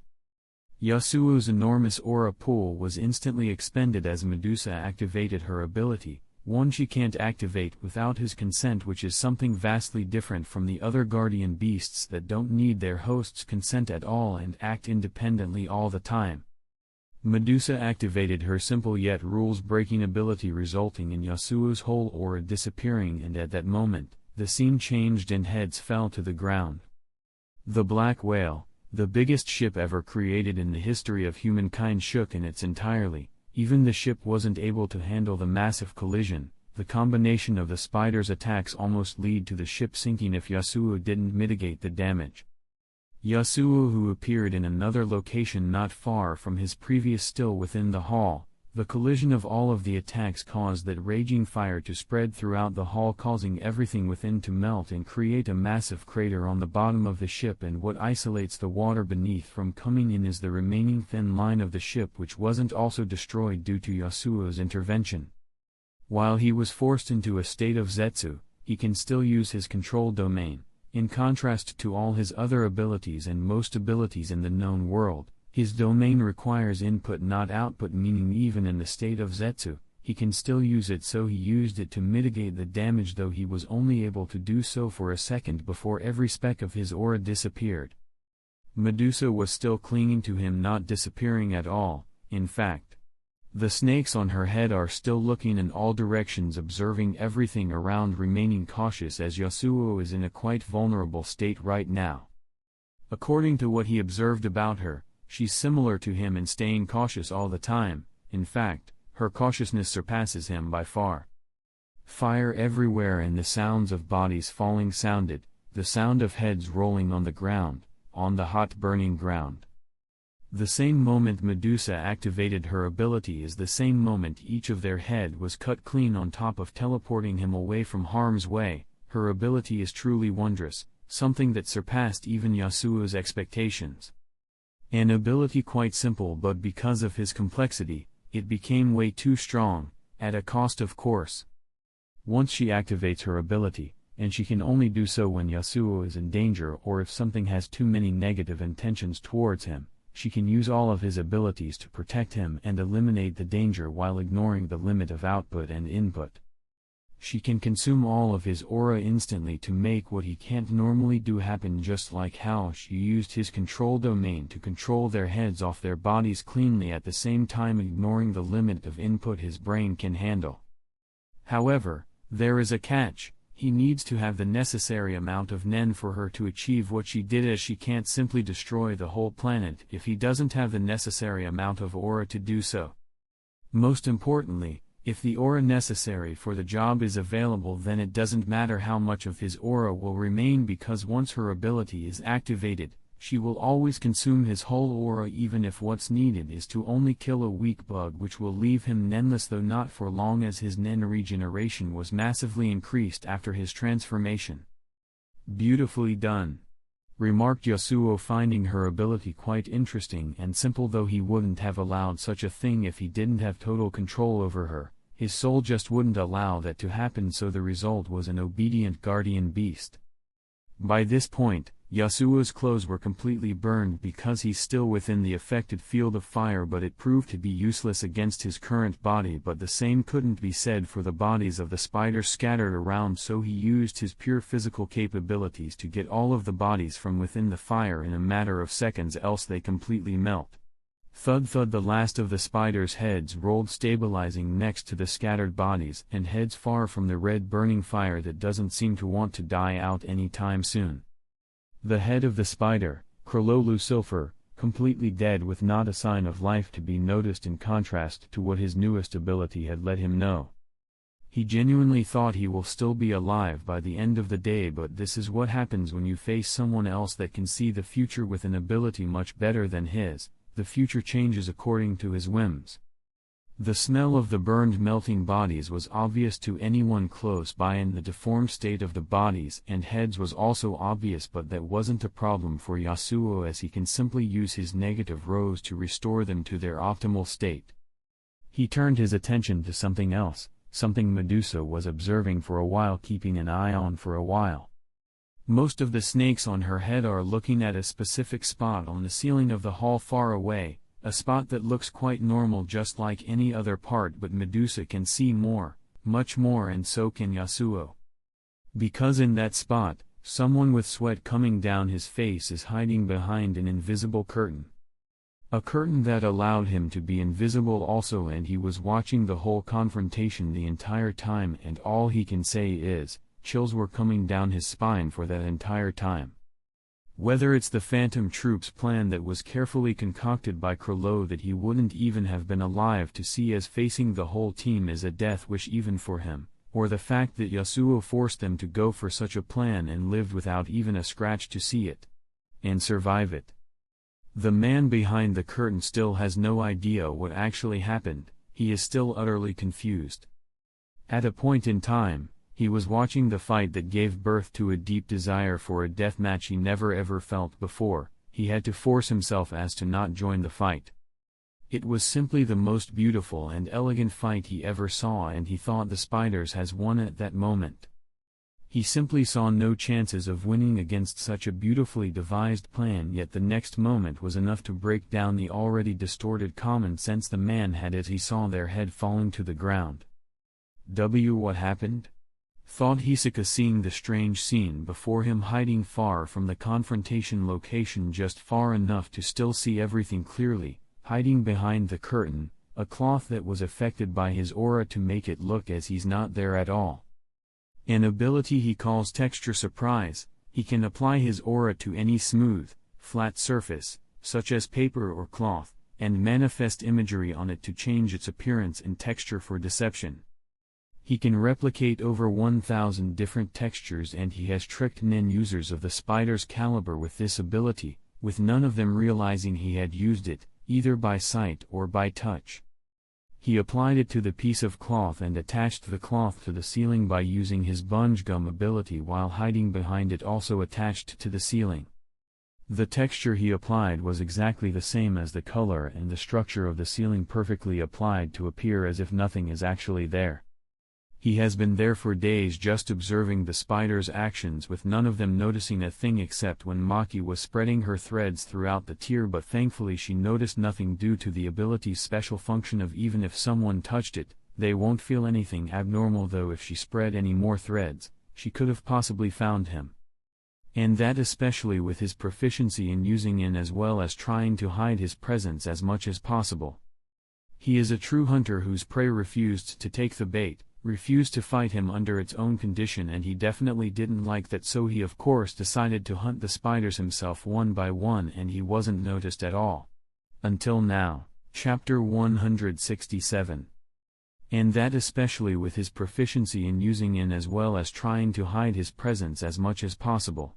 He is a true hunter whose prey refused to take the bait, refused to fight him under its own condition, and he definitely didn't like that, so he of course decided to hunt the spiders himself one by one, and he wasn't noticed at all. Until now. Until he noticed that strange creature on the man's back looking directly at him, watching him carefully like he knows he's there. Just what is that? Was it responsible for what happened before? Does it see me? I'm so confused. He of course who the man is. He knows it's Illumi's brother, and the latter warned him from going after him, but he didn't expect him to be such a monster. He already made an estimation of Yasuo's strength based on Illumi's and how the latter thinks about him. Considering in his eyes, Illumi is a bit stronger than him, and he seems to have plenty of tricks up his sleeves, yet he seems to think that Yasuo is much stronger than him, which stopped Hisoka from going after him until a later date of course, and he decided to do the same for Illumi. He will only face after he finishes his business with the spiders, but this is much more than he ever imagined. Hisoka held his breath, not daring to let out even a small breath of air. He manipulated his aura slowly to make sure not even a drop of his sweat falls touching the cloth, Whether they can hear that small sound from this distance doesn't matter to him, he just wants to make sure not a sound be heard no matter how small it is. However, his face couldn't help but twitch once he noticed Yasuo looking straight in his direction, and that made him tense no matter how calm the latter's face appears to be. In fact, that made him even tenser. He doesn't know Yasuo consumed his entire aura in the previous confrontation, but that wouldn't have mattered anyway. This is just how strong Yasuo's current physical capabilities have become, and it will only continue to get stronger and stronger. Well, I'll leave it to him, he seems to really want to, remarked Yasuo, turning his head looking at all the bodies, and at this point, his aura has regenerated to a point where he can teleport to the location that was prepared to leave the bodies in, the place prepared by Aurelian as per his instructions, an isolated room on the second tier. He really didn't like just standing there naked with the fire. The disgusting stench all around is something he definitely didn't like, so once his aura has regenerated to the required degree, which only took no more than 30 seconds, he teleported away with all of the bodies and heads. He appeared in the room and put the bodies aside and wore new clean clothes, then just focused on regenerating his aura completely, which didn't take long. In fact, it was way too fast, as the benefits of his new genes are quite abnormal, especially considering how large his aura pool is and how much larger it has become during the last month since the transformation. And only once he did that did he start his next course of action, which consists of manifesting his 6-armed vision construct and activating his negative rose. Then he put all the heads back to their previous bodies and started restoring them to their previous state one by one. Of course, they remained dead, but the blood that started clotting in their veins started vigorously moving again, and their head was again reconnected to their bodies. He teleported certain amounts of their blood out of their veins before drinking it all, a process he has to repeat several times to accelerate his gene's evolution. This DNA, of course, is just like any other humans, but according to his analysis, after learning Nen and creating abilities, something special will be added to it, and his genes and Nen can take that specialty and evolve based on it. That is why he wanted Krillow's blood more than the other, because of the latter's core ability, which might heighten his ability to mimic abilities as well as his genes' functions, and perhaps he can reach a level where he can do the same as Marion was able to do, absorbing aura and abilities alike. He teleported everybody to a few test tubes specifically prepared for this, then teleported away for his next prey. He didn't interfere in the succession contests so far, but he deems it's time to do so, to accelerate the death of every prince using his invisible strings while waiting for the evolution process to finish, as well as accelerating that process by continuously drinking his target's blood. At the same time, back in the lowest tier, hundreds of military soldiers could be seen cautiously walking in the direction of the previous incident's location with their guns up. Everyone in the ship felt the horrifying quake that affected the whole ship and sends a shiver down people's spine, and heard the thunderous explosion. The Kakan Empire of course left a part of their military in this tier, but none of them were responding, so they had to send the part they left in the 4th tier to check, just in case a flooding happened which can result in the entire black whale sinking.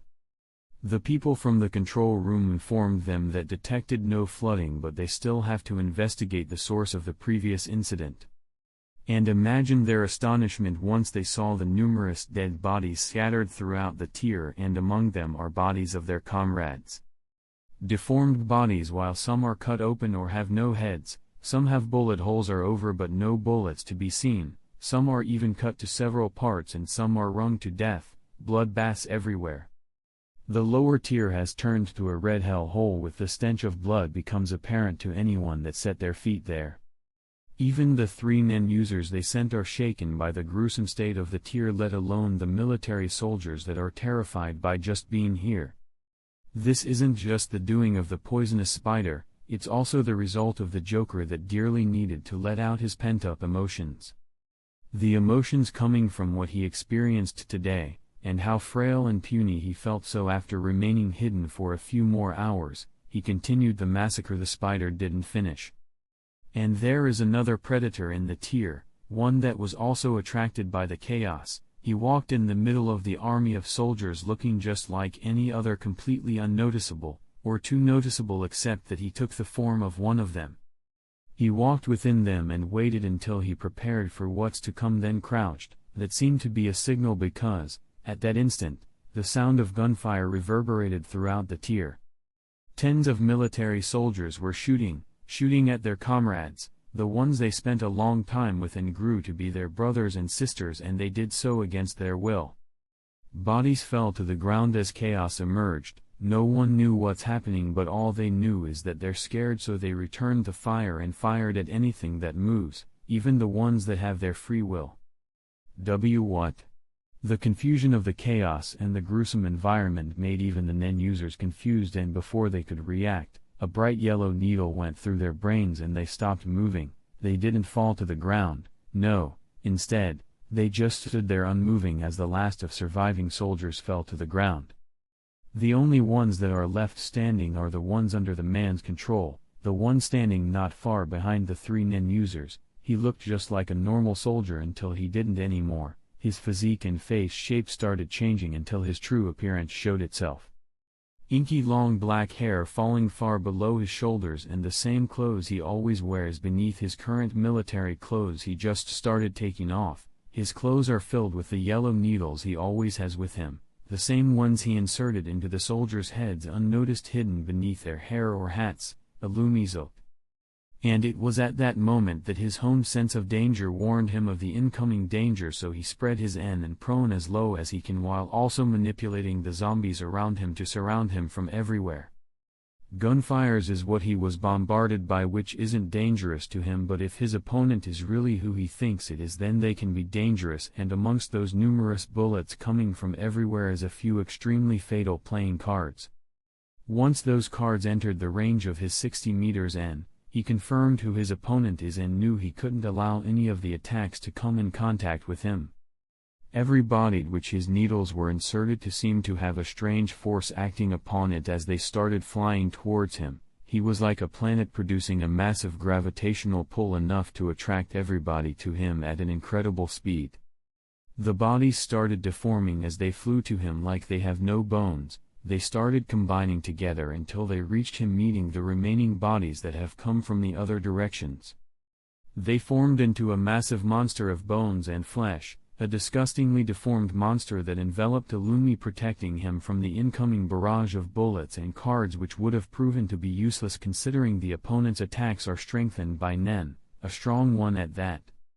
However, the bullets and the cards appeared to have heat and indestructible metallic shield they simply couldn't go through, because strangely, the massive monster seems to have the ability to use Nen. Chapter 168. However, the bullets and the cards appeared to have heat and indestructible metallic shield they simply couldn't go through, because strangely, the massive monster seems to have the ability to use Nen. Once the barrage of attacks stopped, a calm sound was heard from beneath the deformed monster. Hisoka, just what do you think you're doing? Just a few hundreds of meters away from him, at the ceiling that looks normal like any other part, but just like before, some things just aren't as they seem. That part of the ceiling started distorting as if the ceiling was coiling around itself.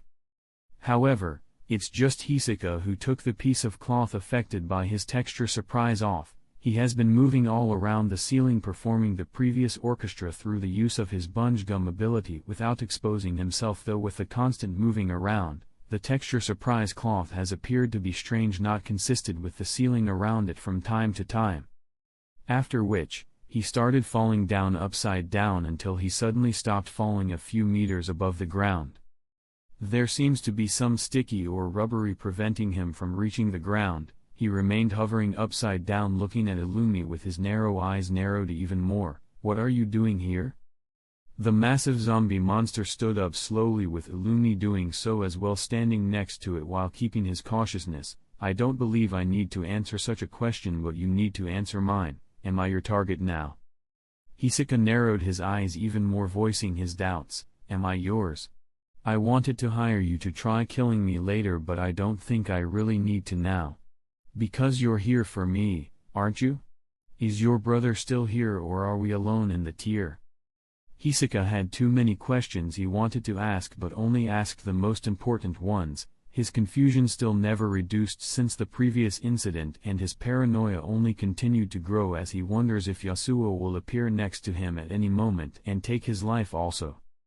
Why did Yasuo just go away like that even though he knew he was there? How is he that strong? When can I face him? When will I be strong enough to face him?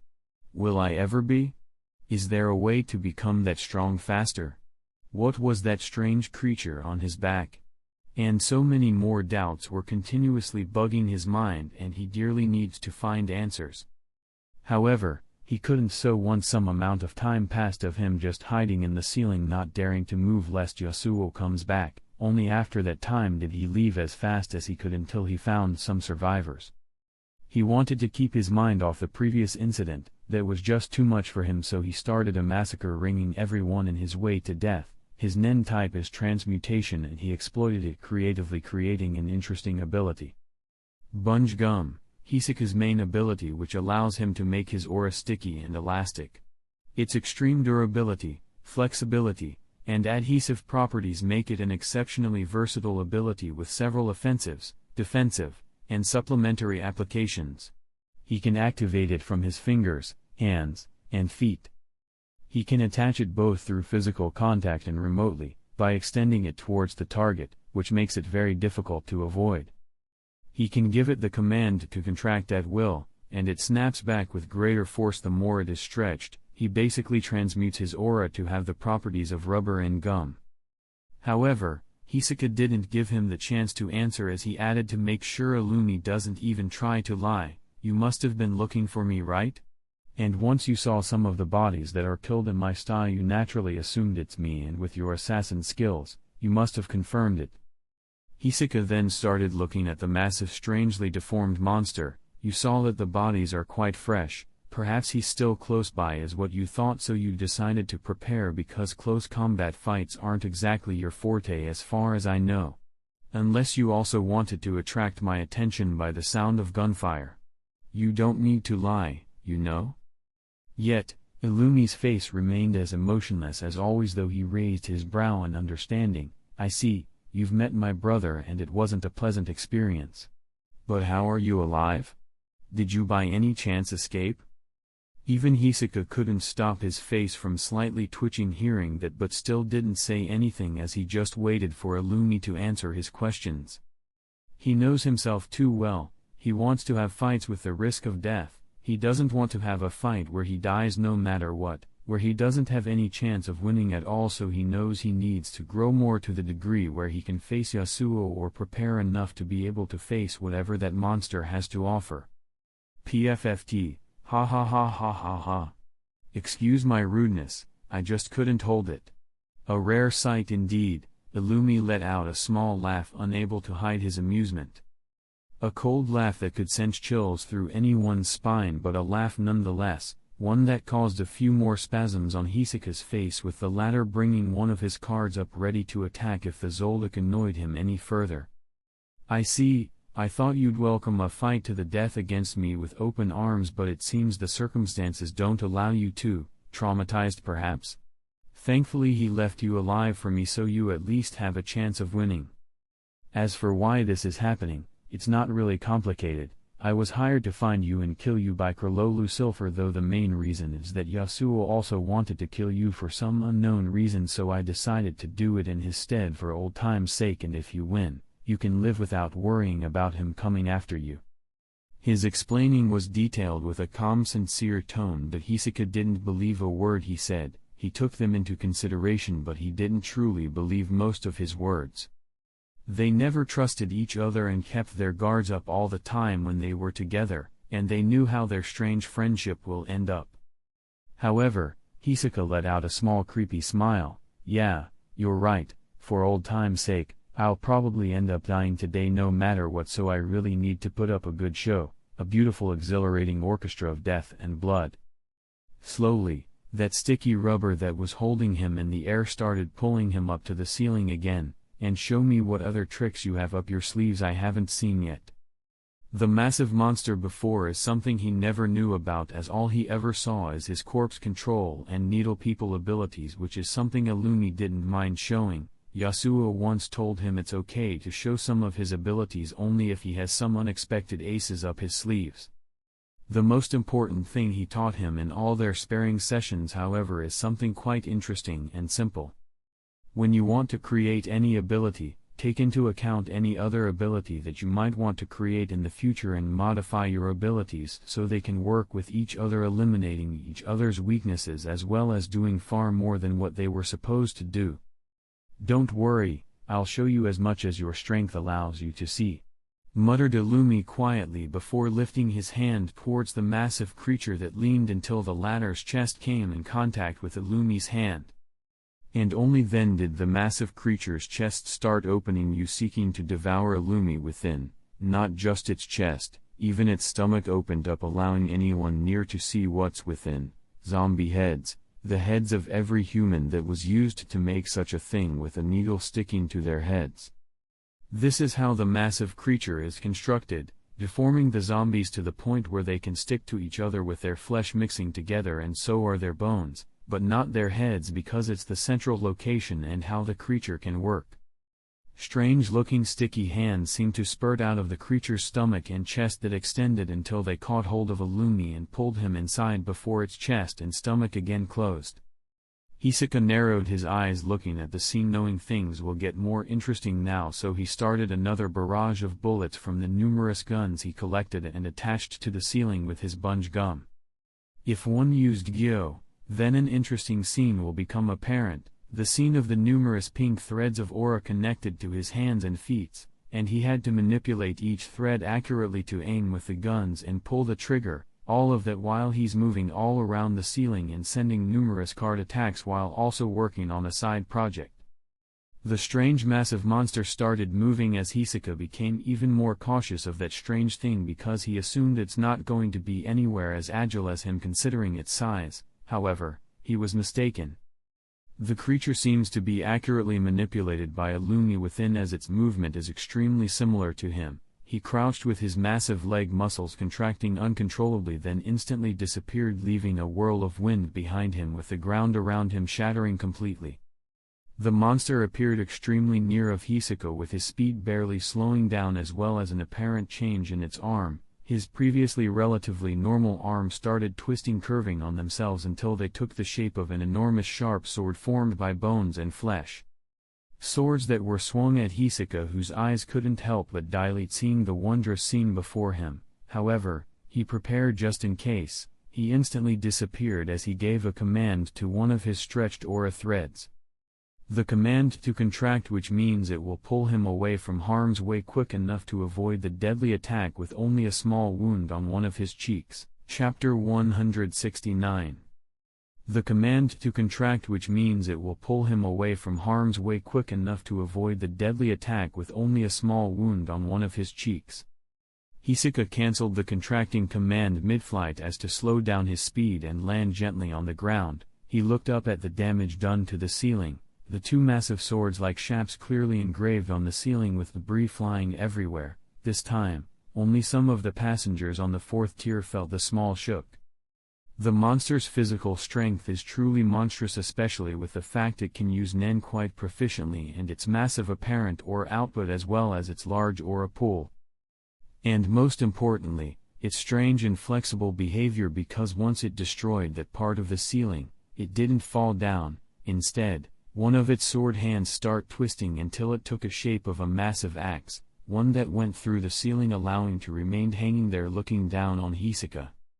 Hisoka gently touched his cheek and looked at his hand. Scarlet blood, no much blood, but he knows it was a close call, and that made a wide creepy smile surface on his face, and mumbled absent-mindedly, "I almost died."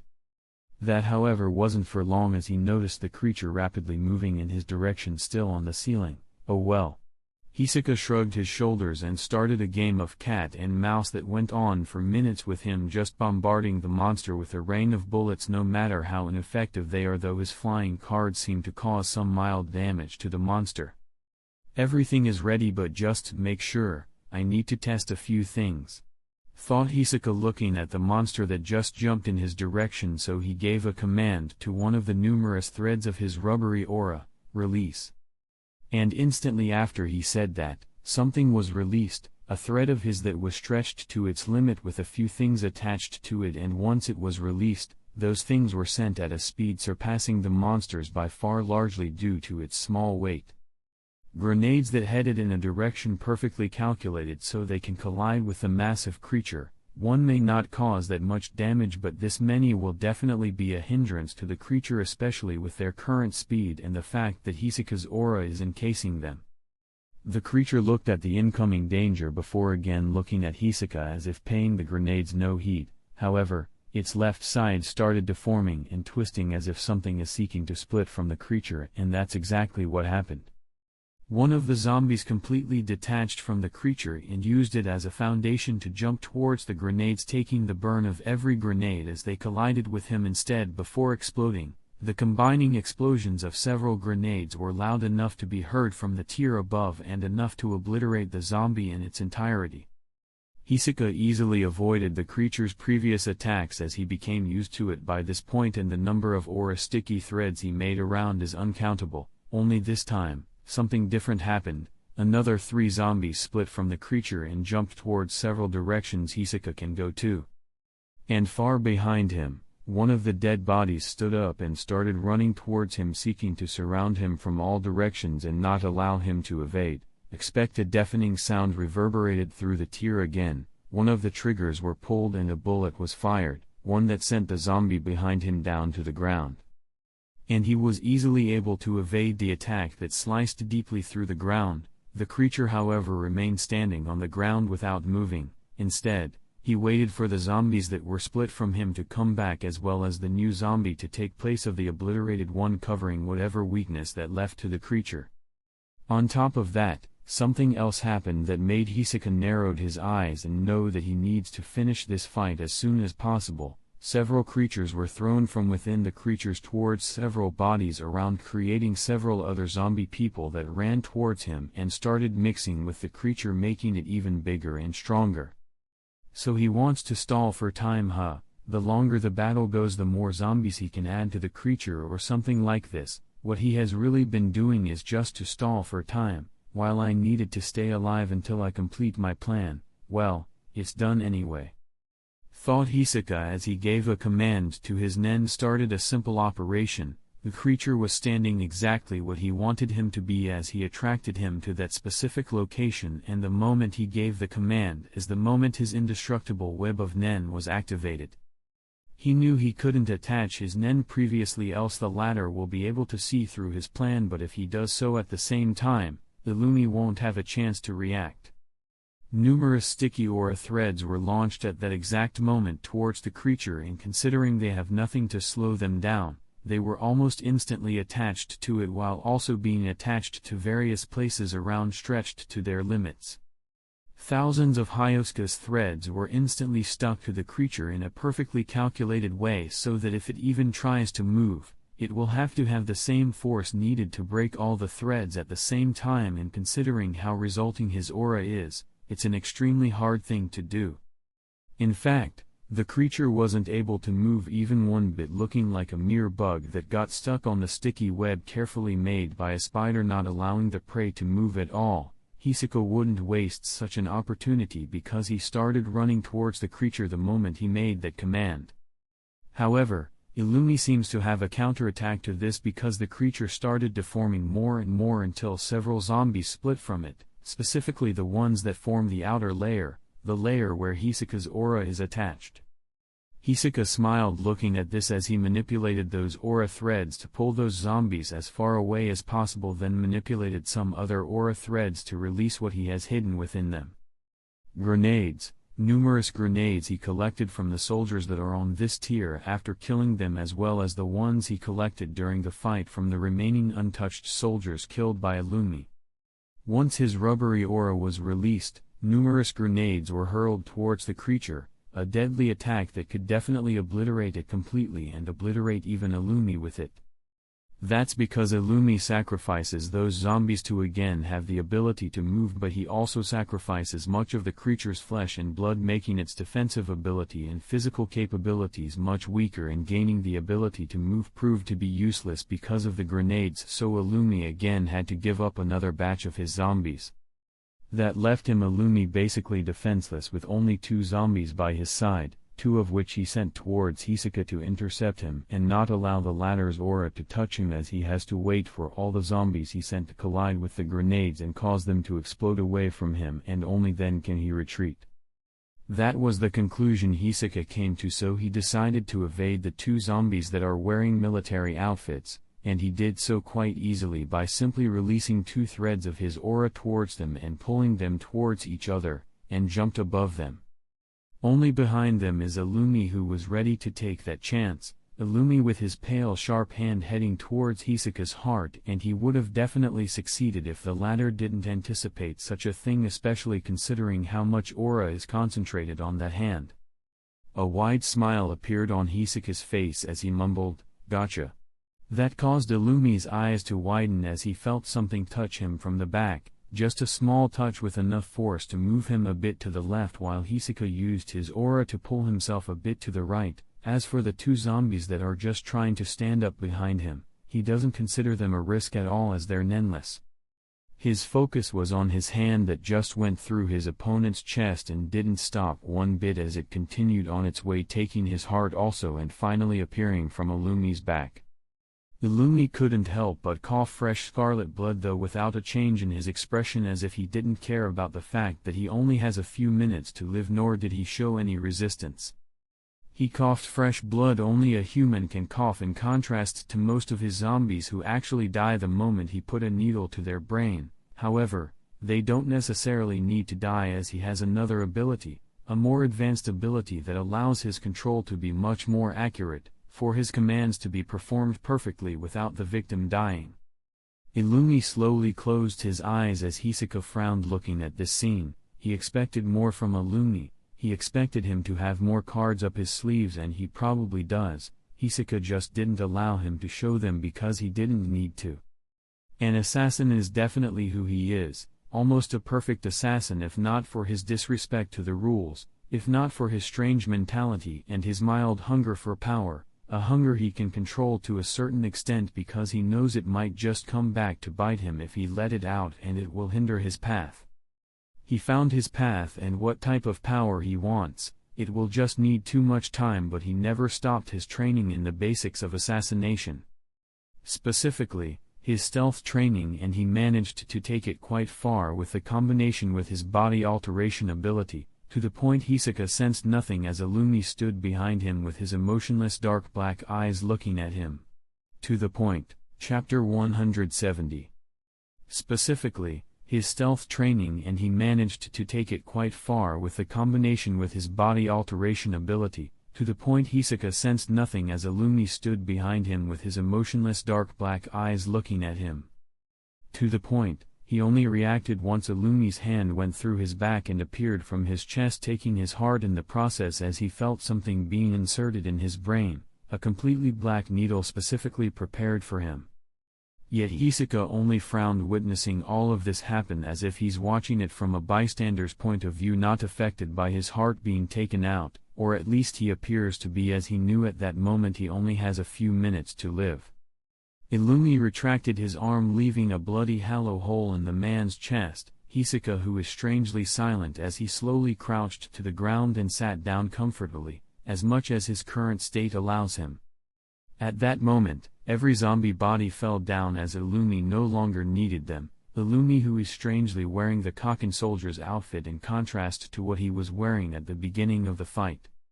And Hisoka noticed something else. One of the soldiers that he left behind him has disappeared, leaving only one who is down on the ground. He also noticed the Illumi he killed fell to the ground while deforming slowly until the body turned back to its original appearance, and he remembers that appearance well, the appearance of the soldier behind him that disappeared. A small smile surfaced on Hisoka's face as he laid down, resting his head on one of the disfigured bodies behind him. He started mumbling in an extremely low tone, but enough for Illumi to hear him clearly. He was doing the bare minimum of activities as to allow himself some more time remaining in the world of the livings. A bit more. I see, I got outplayed, well done. Illumi just shook his head as he sat down next to him, bother looking at the numerous corpses before them. If I actually fight just for that feeling of winning, then I'd be feeling pretty bad right now because it didn't really feel like a win.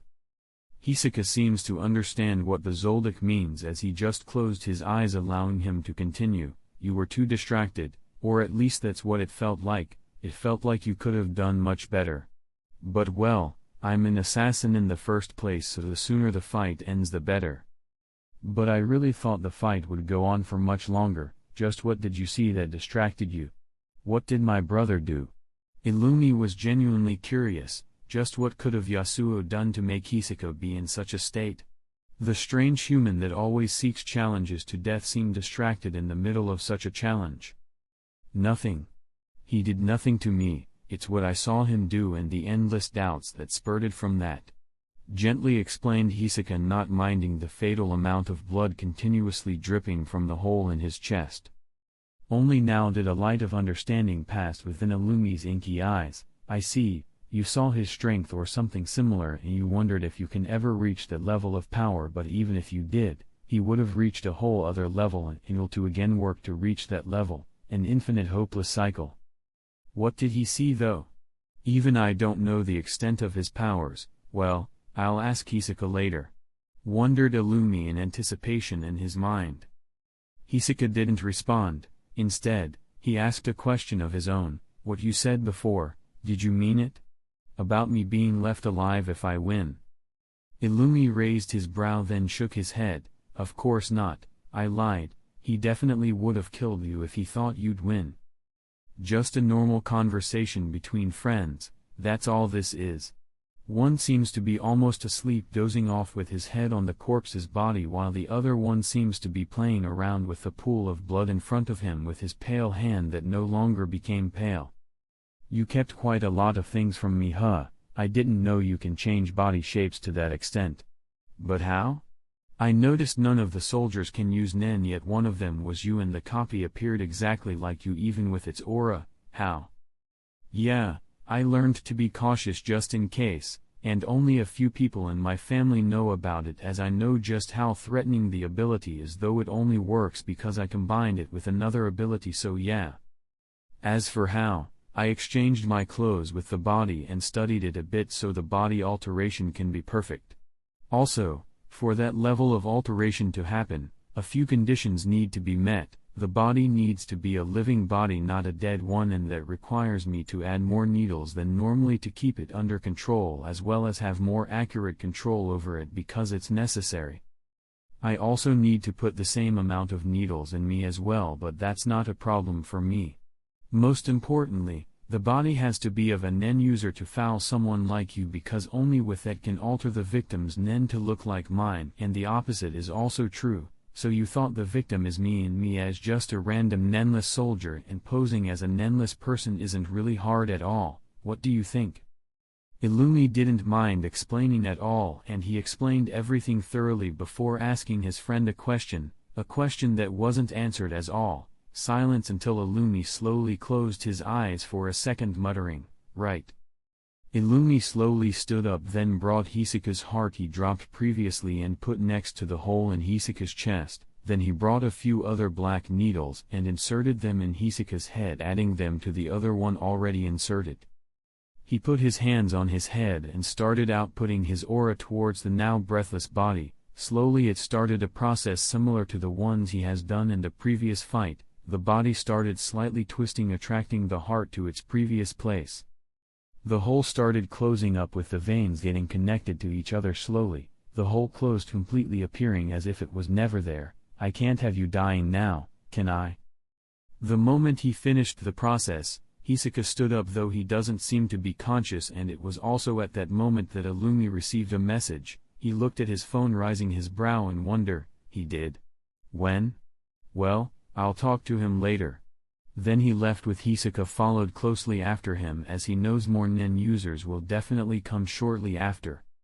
Yasuo gently lifted the test tube that has a red liquid within, a fresh scarlet liquid that smells like blood. He slowly drank it sip by sip as he sat atop of the black whale. He has an unending source of blood for every target of his. His negative rose made it possible even though the targets are dead, and he will only stop drinking it once his genes and Nen fully assimilate them. And the results were already quite obvious because on Yasuo's left free hand that he's moving in the air, there is a small fire, a fire burning from his finger so small it appears as if it's the fire of a candle, burning slowly and calmly. He spread all of his fingers apart and from each one of them, a candle flame lit up burning calmly until it started becoming more like a raging fire. All the small flames mixed up together and started flying around him, becoming brighter and hotter by the minute the more aura he pumps into it, all with his control domain allowing him to do what Phaeton could never do.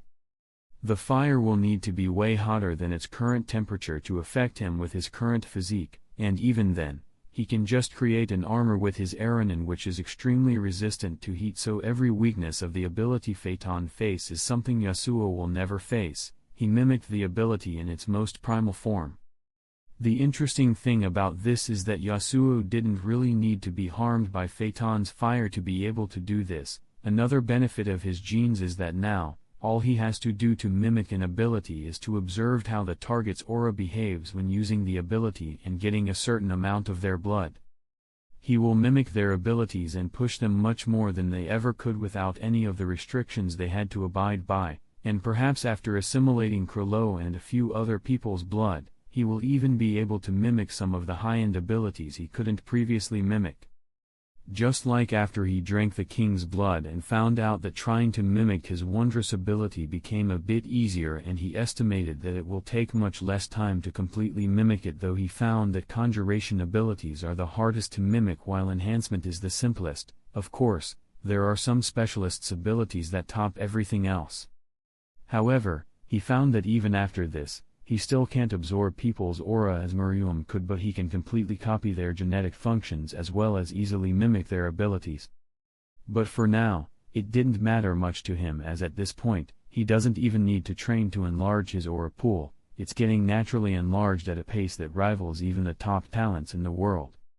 His aura pool is becoming bigger and bigger by the minute, to the point he judged it will take him no more than 3 years to reach post-Rose Miriam's level of aura. And he can make that process much faster by just assimilating more bloodlines, especially the ones that are rich with Nen, and the same is happening to his input, pushing how much information and aura his brain can handle in a certain amount of time significantly. Constant Evolution, Chapter 171. And he can make that process much faster by just assimilating more bloodlines, especially the ones that are rich with Nen, and the same is happening to his input, pushing how much information and aura his brain can handle in a certain amount of time significantly. Constant Evolution. At this point in time, the only people from the Silver Snake family left on the ship are Aurelian and 3 of his subordinates. Yasuo even sent Morena back to the island, as the plan was never for her to be here for long. The previous 2 weeks were but a mere vacation to the two, and they spent most of it with each other, but now, Yasuo needed to start his work and Morena needed to go back and oversee the preparation of the Silver family.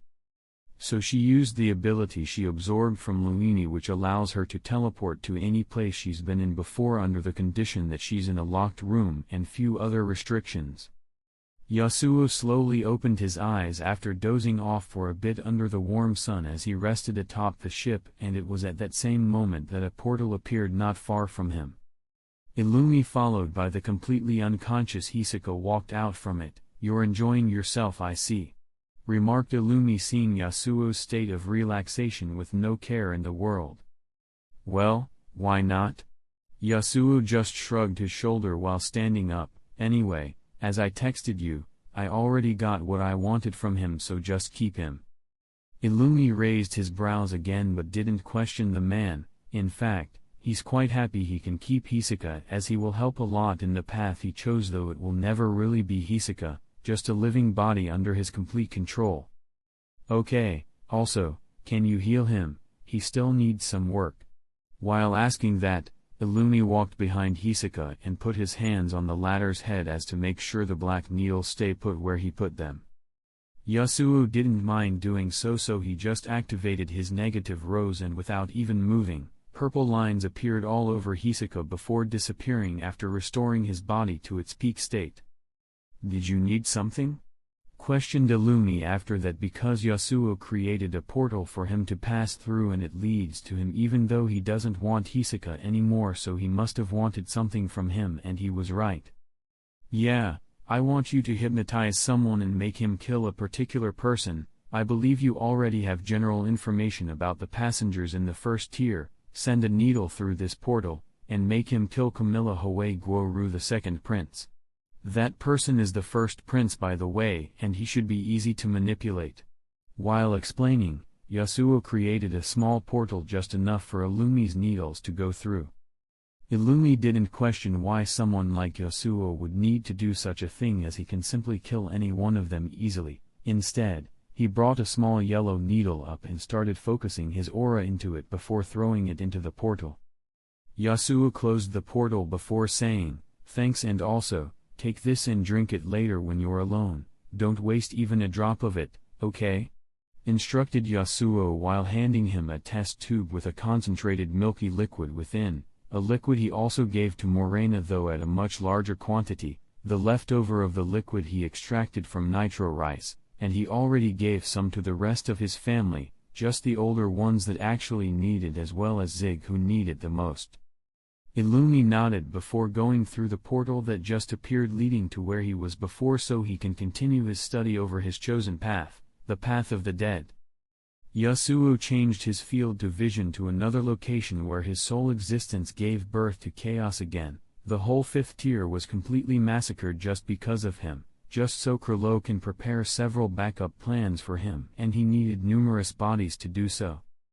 Now, the simple action of Illumi sending that specific needle through the portal will lead to greater consequences down the line. He watched as Benjamin, the first prince, walked through a certain hallway feeling a deep rage within him, ignoring the questioning looks of his subordinates that noticed his strange behavior.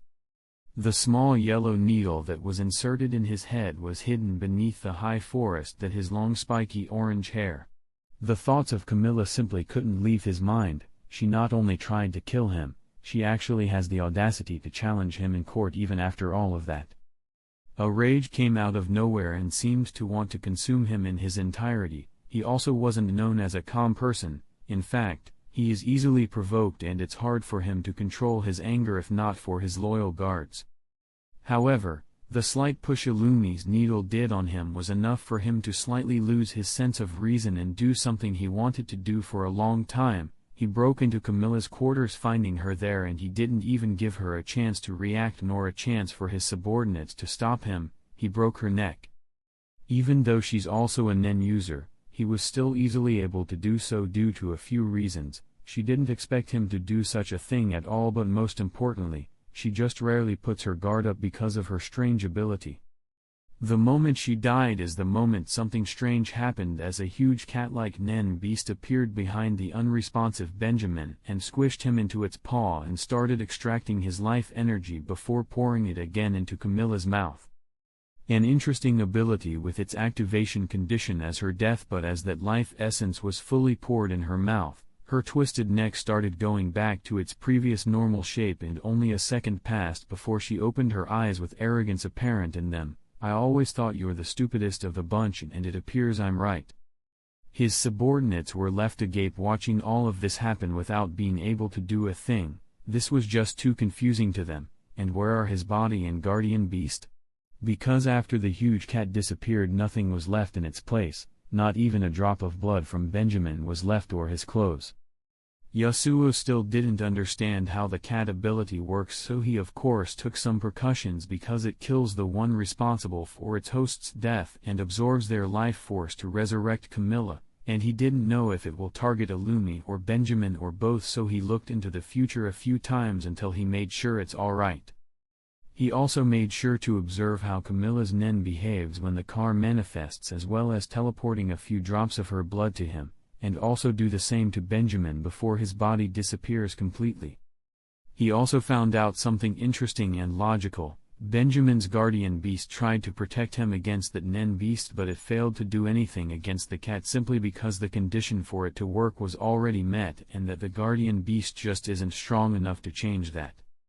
And the only reason this ability even work against someone who is part of the succession contest is that that's not Camilla's guardian beast. it's an ability she created as she was already a Nen user before all of this. The rule that no guardian beast is allowed to fight or kill another one or a human who a guardian beast is protecting doesn't apply to this ability.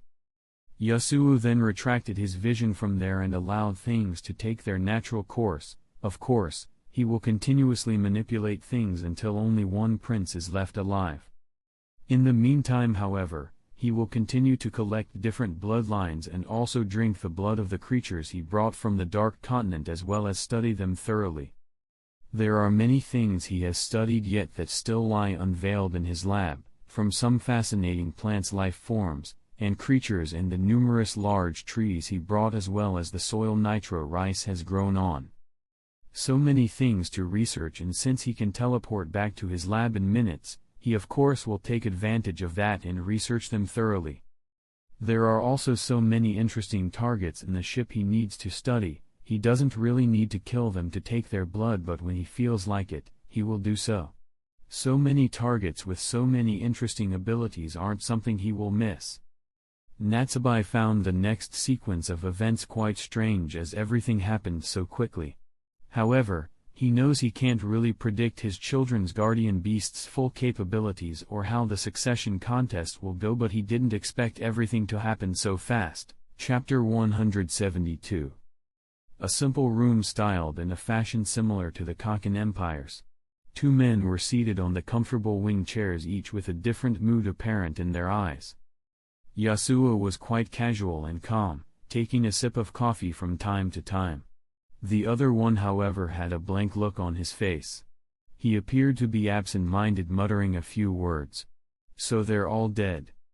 Yasuo can see more in the golden-haired man's eyes. He can see a trace of loss, like he lost his path.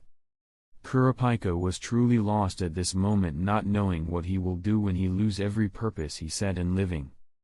The spiders are dead, all of them. Now, all he has left is his goal of getting the remaining scarlet eyes and give a proper farewell to his family and people. What is there to live but revenge for him? He doesn't know, because he decided the day he set foot on this path that life after this is no option. Not only that, he had to watch for the past week as chaos ensured a lot of people die. He felt powerless. The princes with their strange ability were unleashed. What started it all is the death of Benjamin, the first prince. His subordinates were too loyal to let it go. They worshipped him and believed in him, so how can it end simply like that? Some of them died due to trying to kill Camilla to no avail. Most sought another path and took advantage of her weakness. They hid her captive in a hidden place, left to die in hunger. They couldn't kill her, nor could they throw her into the ocean as the ship is closed. However, they didn't stop there. Some of them were too affected by the incident to stop. They started bringing chaos everywhere, and the other princes didn't stop it. It was to their advantage. They were the Kaken army, so there was nothing else to stop them except the other princes. They decided to target the princes, and only then did they receive resistance. Some of the princes sought to ignite the fire even more, bringing about the fall of several others. Haukenberg didn't like that one bit, but he didn't have a choice. He started seeing the darkness of his siblings that cared not for their blood ties and knew he has no choice but to also do his best. However, he failed to see the disgusting rotten darkness within the person he trusts the most, Saradnik. They decided to work together to protect themselves, not to take the lives of those around them. Saradnik, however, had a few hidden intentions as he worked behind the scenes to hasten the deaths of his siblings. He is a true rottenly poisonous snake. He succeeded. His magnificent ability allowed him to do many things that would otherwise be impossible. Not the ability of his guardian beast, but another ability he created naturally once he was introduced to Nen. He is truly a Nen genius. He created an ability called Parallel Future. When Saradnik closes his eyes and activates Zetsu, he receives a vision, which he refers to as precognition or dream, of the following 10 seconds. The vision is instantaneous. No time passes in the present between its beginning and its end, which are signaled by a sound and a visual pattern akin to static on a television. If, after those first ephemeral 10 seconds, he does not open his eyes or rescind his Zetsu, Time outside of his premonition resumes moving as normal, but he continues to see 10 seconds into the future, the time in the vision and the real world unfolding in parallel, but the one in the premonition running 10 seconds fast. In this state, Serednik can see and hear what passes in his vision while at the same time perceiving what occurs outside of it, and recovers his ability to move.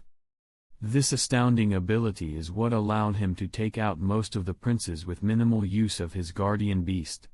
The first tier witnessed continuous incidents of bloodbaths. Not as bloody as the fifth tier, which remains empty to this day until people from the Hunter Association conclude their investigations, but bloody nonetheless, especially considering whose blood it is. Among those unfortunately is one named Wobble, a baby that was killed by a small bug, a strange firebug that disintegrated after doing its job. Kurapika had no way of protecting the baby because he didn't know when the firebug appeared and only noticed once it consumed the baby's life. So many people with so many strange abilities, how could he prepare for every one of them? He couldn't. The baby's mother was also found dead not long after, by suicide. A series of unfortunate events that didn't differentiate a baby from an adult, good from evil. May the strongest survive. How could Kurapika not blame himself? He failed to do what he promised, he failed in so many things, and it's starting to take a toll on his mind.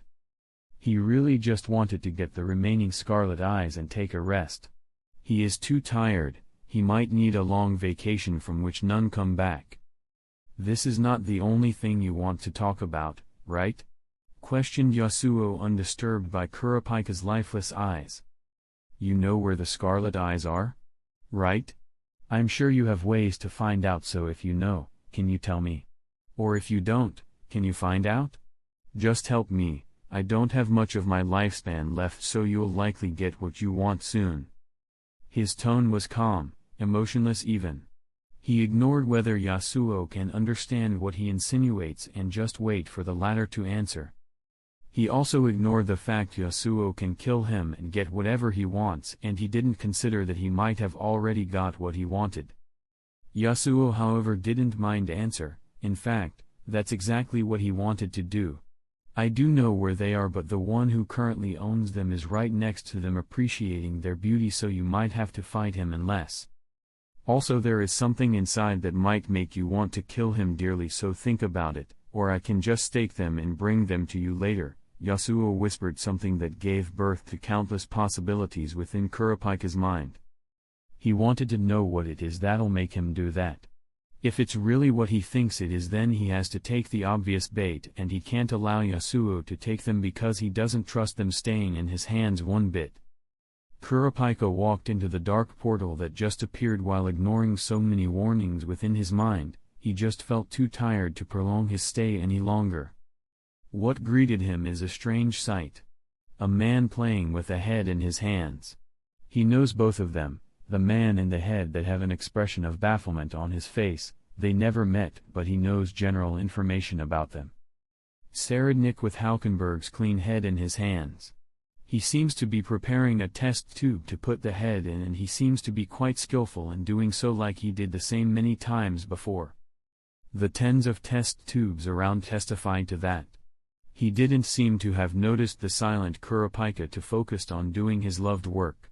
Kurapika also wasn't focused on him at all, he was looking at all the other test tubes around. His eyes started shining in a scarlet light, a light similar to those of the ones in some of the several test tubes before them. He focused on the test tube placed in the middle of those ones, the test tubes that have a small human head within. Kurapika looked at the head's eyes that look so familiar to him. He knows who the head belonged to, or he knew him when he was alive. He also knows those eyes because they look the same as his shining scarlet in the middle of the darkroom. Serednik at this point believes he's the last survivor of the princes. He kept his ear open to the whispers of people around him, and he made sure everyone's dead, even the ones he wasn't responsible for killing. So he just needed to put a few finishing touches on his magnificent collection and then go to meet his father, though he thought the latter will summon him at this point in time, but that didn't happen. He was appreciating his beautiful work, unaware of the raging Kurapika behind him who won't give him a chance at all. He was unaware of Camilla's ability and thought Benjamin's subordinates have already killed her as revenge because that's the information he received. The rage within Kurapika simply wouldn't allow him to give his unaware opponent any chance. He didn't even have a chance to enter Zetsu to activate his ability. His guardian beast can only protect him against some specific kinds of attacks, like a normal bullet. Kurapika is much stronger than him, and in his Scarlet Eyes state, the result was already decided. Natsubai's personal butler walked through a specific hallway in the 3rd tier, a dark hallway just as dark as his expression. He accepted that the succession ceremony is necessary for the Kaken Empire's well-being, but he couldn't hide his sorrow seeing the death of all the princes, no matter how they were family to Nugi. However, his face regained its usual composed look once he reached a certain metallic door, one he has the key to, as the ship was after all built by the Kaken Empire. He inserted the key, then opened the door slowly. What welcomed him is a dark small room with no source of light to be seen and the strong stinky smell that didn't change his expression.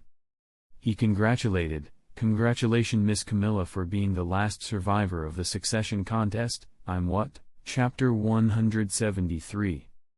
In a still dark room hidden somewhere in the Black Whale, specifically constructed under Natsubai's orders just for a specific purpose, Natsubai stood in the middle of the room with another person right next to him.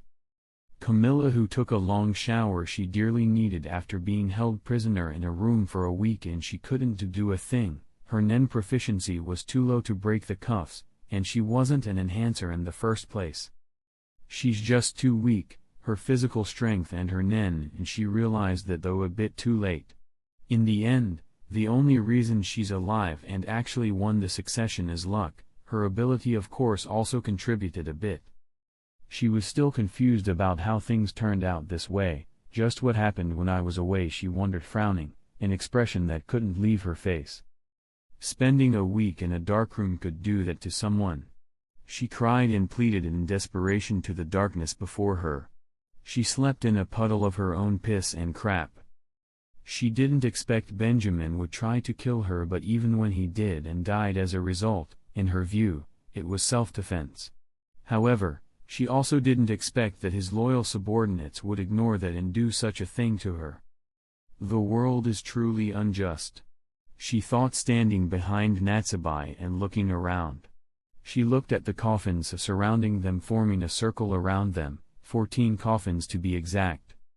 There is a price for everything, remarked Natsubai while stroking his long, strangely shaped mustache.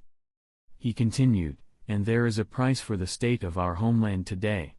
There is a price for the power we hold and the power our next generations will hold. There are also benefits, but for too heavy of a price.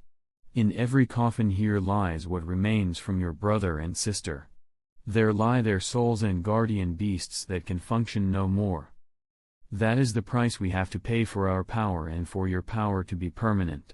Most importantly, this is a necessary step to make the seed earn work again, to allow our next generations to flourish. You understand, right? Camilla frowned even more, looking at the 14 coffins. There are 14 princes that participated in the succession contest, yet here lies 14 coffins. She questioned cautiously. I understand. But what is the extra coffin for? There is supposed to be a winner of the contest, right? Natsubai let out a small smile hearing that as his guardian beast appeared beside him. It's for me. The next ritual will make you much stronger and decide the future of our home. However, there are a few things that need to be done before that. He turned around slowly as his emotionless face resurfaced and uttered the next words.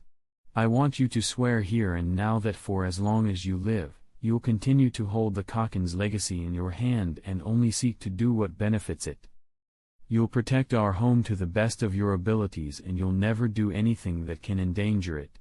You'll continue the Kaken Empire's traditions and you'll make sure the next succession contest happens and a new hope is born. Swear. Camilla at least let out a sigh of relief, knowing that the last coffin is not for her, and knowing how weak she is, she wouldn't disobey his orders. However, the fact that everyone around her has died or will die is starting to take a toll on her mind, something she didn't think would happen. Now, she can see her future flash before her as she heard his words and realized the consequences of holding all of that responsibilities on her shoulder. I swear. A smile returned to Natsubai's face hearing that. Good, know that you'll be held responsible for that promise, because if you go against it, you'll pay the price. This is the price we have to pay for our greed and desires, but this is for the good of our land. I don't know what kind of ruler you'll be, but I know you'll do good for our land. Nugi will tell you everything you need to know as well as guide you until you grow more. Natsubai walked to the last truly empty coffin. He saw his father do the same, a curse but a necessary one. The coffins don't really need to have a body inside, as long as the contestant dies, the ritual can take place. He rested in the coffin before his guardian beast closed the coffin just like every other coffin. Camilla watched all of this puzzled and still baffled by everything happening around her. Her state of mind at this point is a mess. She was but a moving puppet. Natsubai's guardian beast disappeared, appearing as if he entered the coffin with Natsubai, and only the latter knows what's happening inside, his death. The ritual is supposed to start the moment he dies, and it did, even though there is a variable he didn't take into account. The fact that there is another successor still alive. The successor who just appeared in the room unnoticed, and before even Camilla's guardian beast can react, the latter was no more. Instantly, her vulnerable brain was completely destroyed without making a sound. She looked fine still standing in the middle of the room, she was however dead. Yasuo appeared in her place with an extra coffin also appearing. He used his space manipulation to directly teleport her inside of it as he just waited for the ritual to start. He waited with Medusa clinging to his back and looking around from above his shoulders. The ritual was much simpler than what Yasuo thought it would be. What looked like some kind of smoke flew from each coffin and flew towards his guardian beast, fumes with varying colors depending on which coffin they came from. Medusa seems to find that particular fume tempting as she opened her small mouth for it to go inside, which she didn't need to do as the fume enveloped her for a minute. Yasuo allowed this to happen while using his amplification domain to observe the process. He closed his eyes, feeling a new sense of enhanced control over Medusa, something he found interesting. Natsubai probably already had control over his guardian beast in contrast to the princes who can't even sense them. He already went through the ritual, which has quite a few benefits. And here is Yasuo reaping the benefits without the respective consequences and responsibilities. His already obedient Medusa became even more obedient, more under his control. A portal opened not far from him with Illumi walking out from it. He seems to already know what to do as he walked directly to the coffin where Camilla's body is placed. He opened the coffin and lifted Camilla's head slightly before bringing 3 pitch-black needles from his clothes and focusing his aura into them. They appeared like a monster whose hunger knows no bounds as they continued to devour his aura endlessly. He only inserted them in her head once they seemed satiated. After which, Yasuo, who was focusing his aura on his hand forming a dark purple explosive orb, walked next to her and used negative rose on her until she was completely healed. Only then did she stand up looking extremely normal, like nothing happened, though her guardian beast could no longer be seen next to her, which could be excused as her gaining more control over it and retracting it after the ritual. Yasuo's restoration allowed her memory to remain even after destroying her brain, memories that can help Illumi a lot as his ability is quite strange, act as you'd normally act after what happened today. Also, everything happened normally, we were never here. That was just one of the orders he gave her, and as long as she has the necessary abilities and memories, she will be able to deliver, though Yasuo will need to keep his eyes on her to make sure everything goes as planned and Nugi don't notice anything. And so, the Zoldyck family took over an entire nation without anyone else knowing. They teleported directly afterward with no one knowing where he went. They teleported directly after that without Nugi noticing anything due to Yasuo using his control domain to make sure nothing goes out of the room during the process. Yasuo disappeared afterward with no one knowing where he went. The hunters on the ship had to deal with a lot for the past week, so much death and casualties. It was certainly an interesting week with the number of deaths surpassing 40,000 people. Most died in the 5th tier where the strangest incidents happened, an incident they still couldn't find who's responsible for it. The Zodiacs had a lot to deal with, that was too much for anyone to take, an abnormal week. The same couldn't be said for the Dark Continent Expedition team, a team comprised of Beyond Netero's assembled team of temp hunters and mercenaries for the expedition towards the Dark Continent. They only have their own job, so they didn't interfere in the happenings around the ship at all. They remained hidden, not bothered by the scent of blood around. Except for Jing, who couldn't help but frown after getting the shocking news. He joined the team because he thought Yasuo would also join and to keep an eye on Paristan.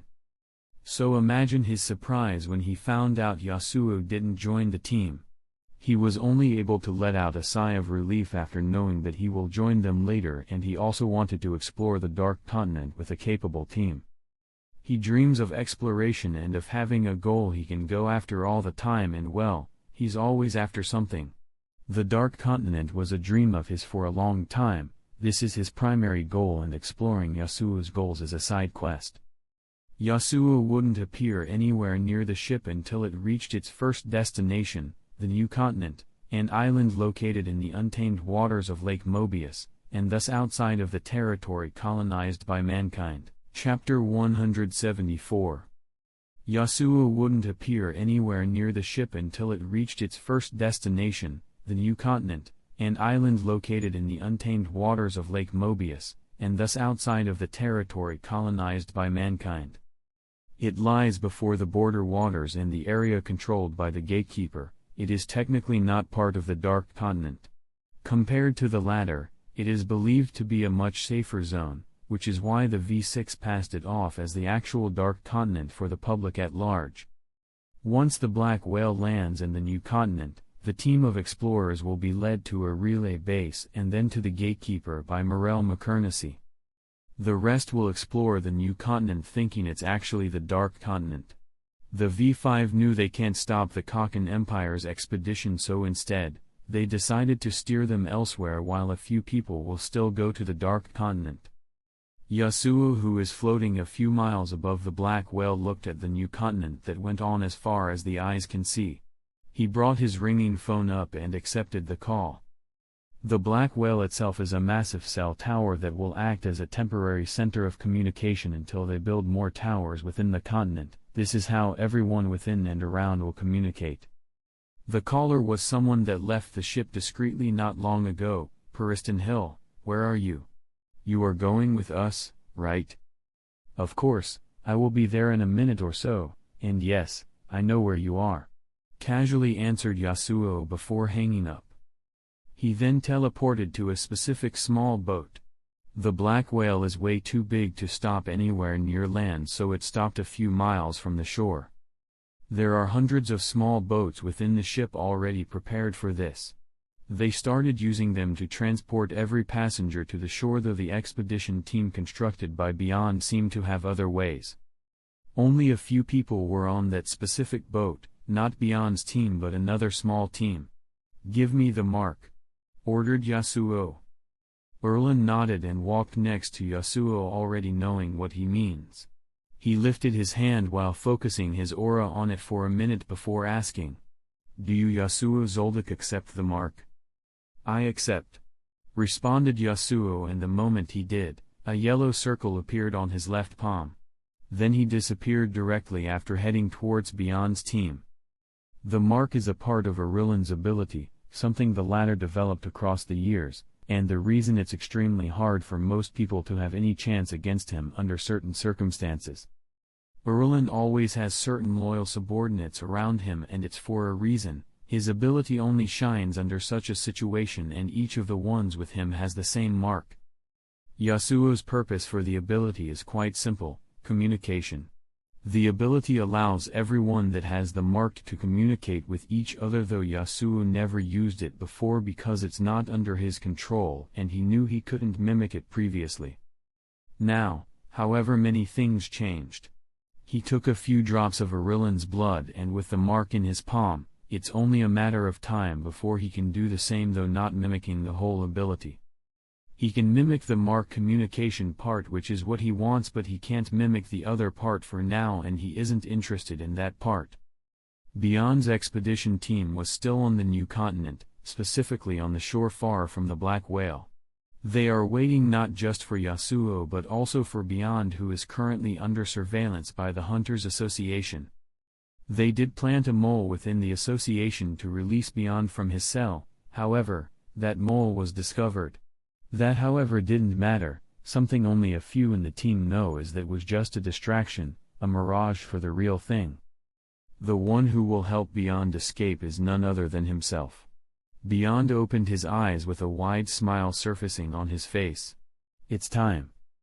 The number of members of the expedition team counts roughly to about 50 people, specifically picked by Beyond to achieve what he previously couldn't. A bunch of specialists, each with a field that will benefit their exploration of the Dark Continent, though only 9 of them are specialists. However, the rest are also quite useful, else Beyond wouldn't have picked them.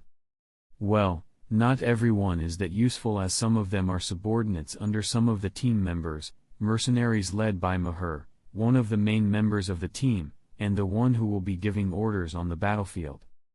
At one point in time, every main member of the team turned their head looking in a certain direction. They're all strong Nin users, so it's only natural they could sense the new obvious Nin signal that just appeared.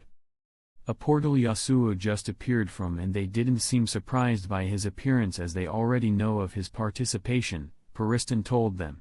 Yasuo turned his head looking at their means of transportation. A boat, well, it could be considered as such if compared to the Black Whale, a small ship that was brought within the Black Whale using Beyond and Pariston's influence to make that possible, and their relation with the Kakin Empire made it easier.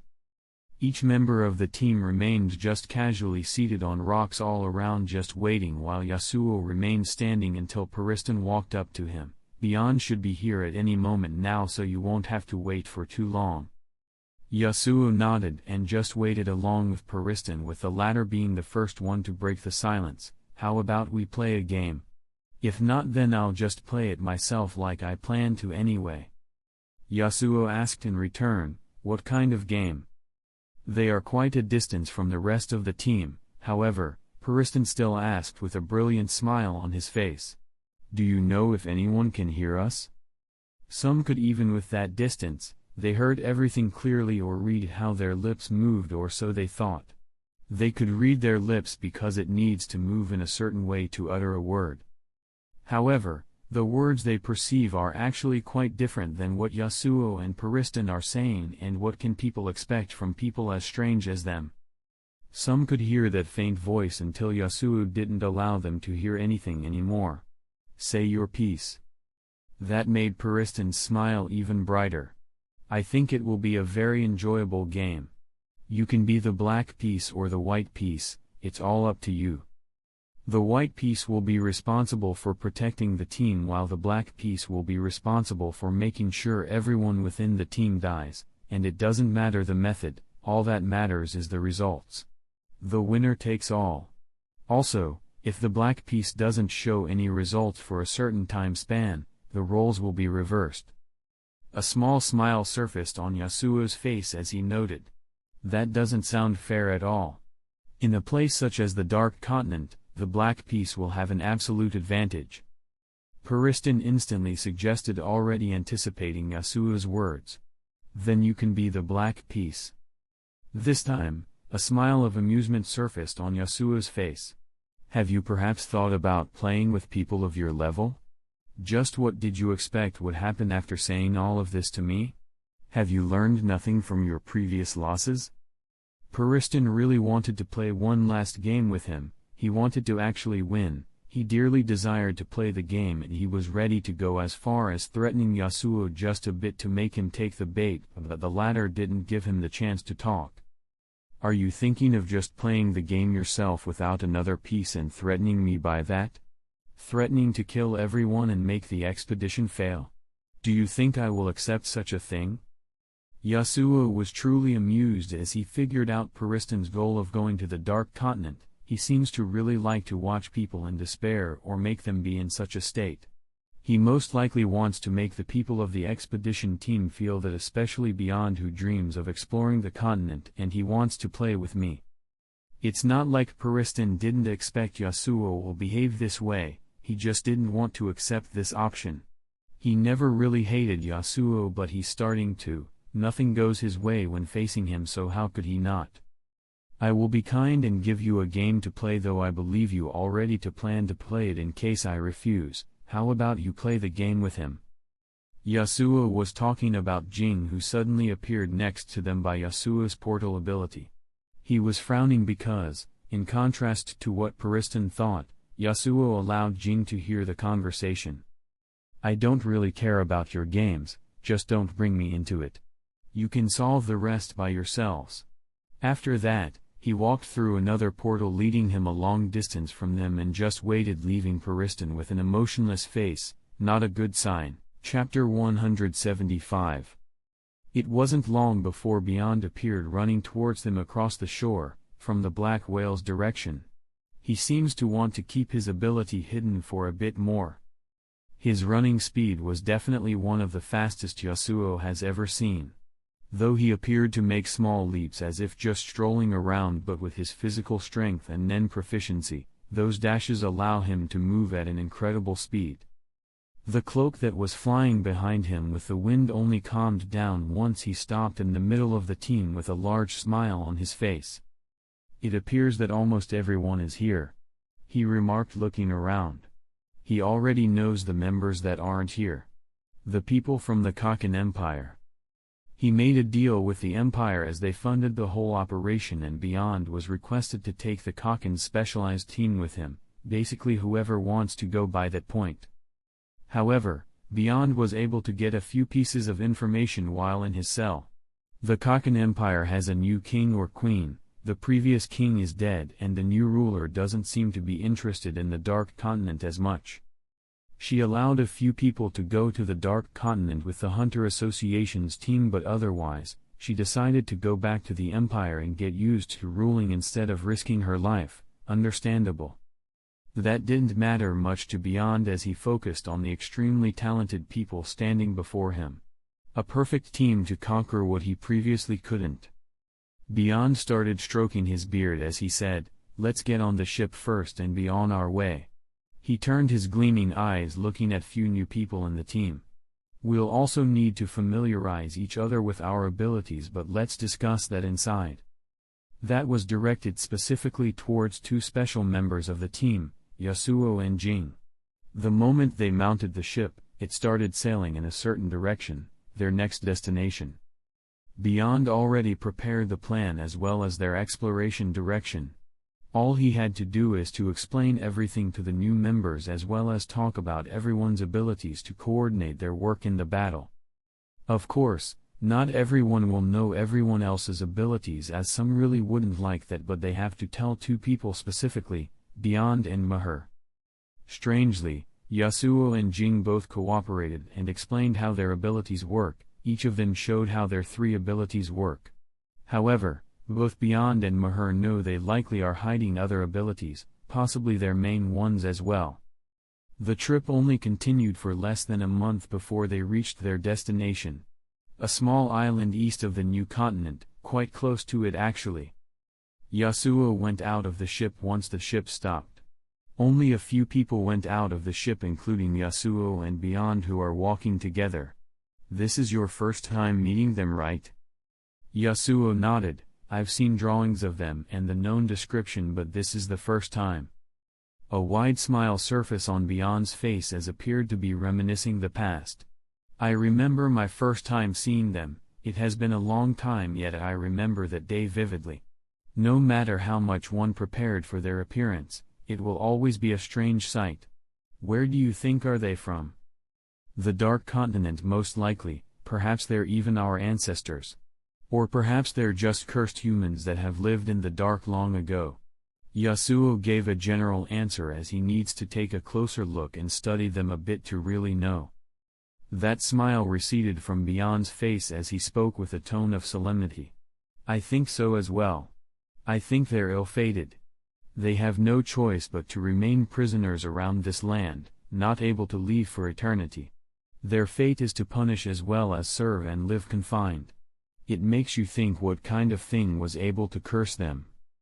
It's interesting indeed, Yasuo agreed as their vision came upon something. Beyond explained. They have several tribes across the Nen continent and in several islands around it. This is just one of them, a small tribe. The main ones are all in the Nen continent. What lies before them is a massive gate and a wall circling around the settlement. The walls and the gate were too massive considering the size of the tribe, and it probably took them a long time to fully build it. They walked towards the gate with curiosity apparent in Yasuo's eyes, and the same could be said for Jing, who was following closely behind them. From now on, all they will see is the unknown. Their curious soul will feast upon what enters their vision, and in the Dark Continent, everything is interesting. They are of course not in the Dark Continent yet, but they're not far off. The tribe before them is what will guide them there. The Gatekeepers, they're called. Gatekeepers are a clan of magical beasts that control the new continent and its surroundings and act as the guardians of the Dark Continent. They are said to be the only ones capable of guiding humans to the Dark Continent. The reality, however, begs a difference, because there is someone who can travel there without the need for them, or so Yasuo theorized. That person is Don Freaks. Yasuo believes he can easily go there if he so wished. He was in the Dark Continent for about 15 seconds after all. However, to do so, he will need to collect some devs, so he decided against that. Going the normal way seems more interesting, and he is interested in seeing why humans can only go if guided by the guide. The guide, which is some kind of construct that manifests by the gatekeepers, and this is the first time Yasuo lay his eyes on them. The massive gate before them started opening once they were near it. Beyond warned everyone at that point. Just like I told you, it's better to remain silent. If any of you wish to say anything, then just don't be rude. They don't like that, and in certain cases, that could ruin our expedition. Everyone nodded, already understanding that. This is why Beyond only brought few people here with him, Yasuo, Maher, and Periston. He knows they'll not try anything to ruin this, even Periston. Periston looked at the view his eyes can pick with stars surrounding him. Even for someone who isn't truly that interested in the Dark Continent, this still is a fascinating scene. What appeared from the now opened gate is about 7 humanoid creatures. They were judged as such because none of the people here could call them humans. Slightly blue skin like an old bruise's color, a light shade of blue. Not consistent throughout their bodies but different shades of blues. Limbs similar to humans, albeit some look a bit disfigured. Some of their limbs are swelled like balloons. They looked deformed, especially their faces. Disfigured faces that explain why even the females of their race don't seem to wear any upper clothes. They're so damned that some have their eyes or mouth, ears on their upper body. A strange sight indeed, especially once one notices that those organs are functioning. Everyone in the team can see their eyes blinking. Whether the ones on their faces or their upper bodies, and the same could be said for their mouth, which are clearly moving and producing discernible sounds. They're wearing well-made clothes on their lower bodies, showing that they're relatively civilized. However, no weapons could be seen in their hands or in their vicinity. Weapons aren't just for conquering and hunting prey, they're also for protection, yet they brought nothing with them, as if they don't consider the monstrous humans before them as a threat. They don't. The group walked towards the gatekeepers in slow steps, taking their time seizing up the strange humanoid creatures. The creatures, however, didn't make a move. They remained waiting for them to reach them without going out of the gate. They aren't dangerous at all, remarked Beyond. But it's impossible to harm them, as no attack could reach them. If not for their lifespans, which is actually higher than ours, they would be invulnerable. Interesting, thought Yasuo as he observed them with his domain. Truly wondrous creatures. Their organs are structured strangely, yet they function perfectly. The eyes on their chest are just like normal human eyes, veins and their optic nerves are long enough to be connected to their brains. Their mouths are also put together perfectly to allow them to move and talk, albeit at the cost of their upper bodies looking extremely weird. And so is their face, which looks just like a batch of skin in the place of the misplaced organs. Beyond slightly leaned his head once he deemed he was near enough and introduced himself. Beyond Netero, in your presence, I'd much appreciate it if you can help us reach the dark place like you always have and grant us your grace. He seemed extremely polite while making his request. He knows they don't like to waste time, so he asked them for what he wants directly, and he also knows they can understand him. They were proven to understand all that comes of the tongue. They don't seem to want to refuse at all, as one of them started running far inside the settlement, and it wasn't long before a loud sound reverberated throughout the island, clanging a bell makes. That was a signal for all the tribe's people to gather affront the gate. This is where everyone noticed something. Their clothes are all extremely similar, and there is no distinctive feature that signals a leader among them. Follow. Every gatekeeper uttered at the same time, then they walked.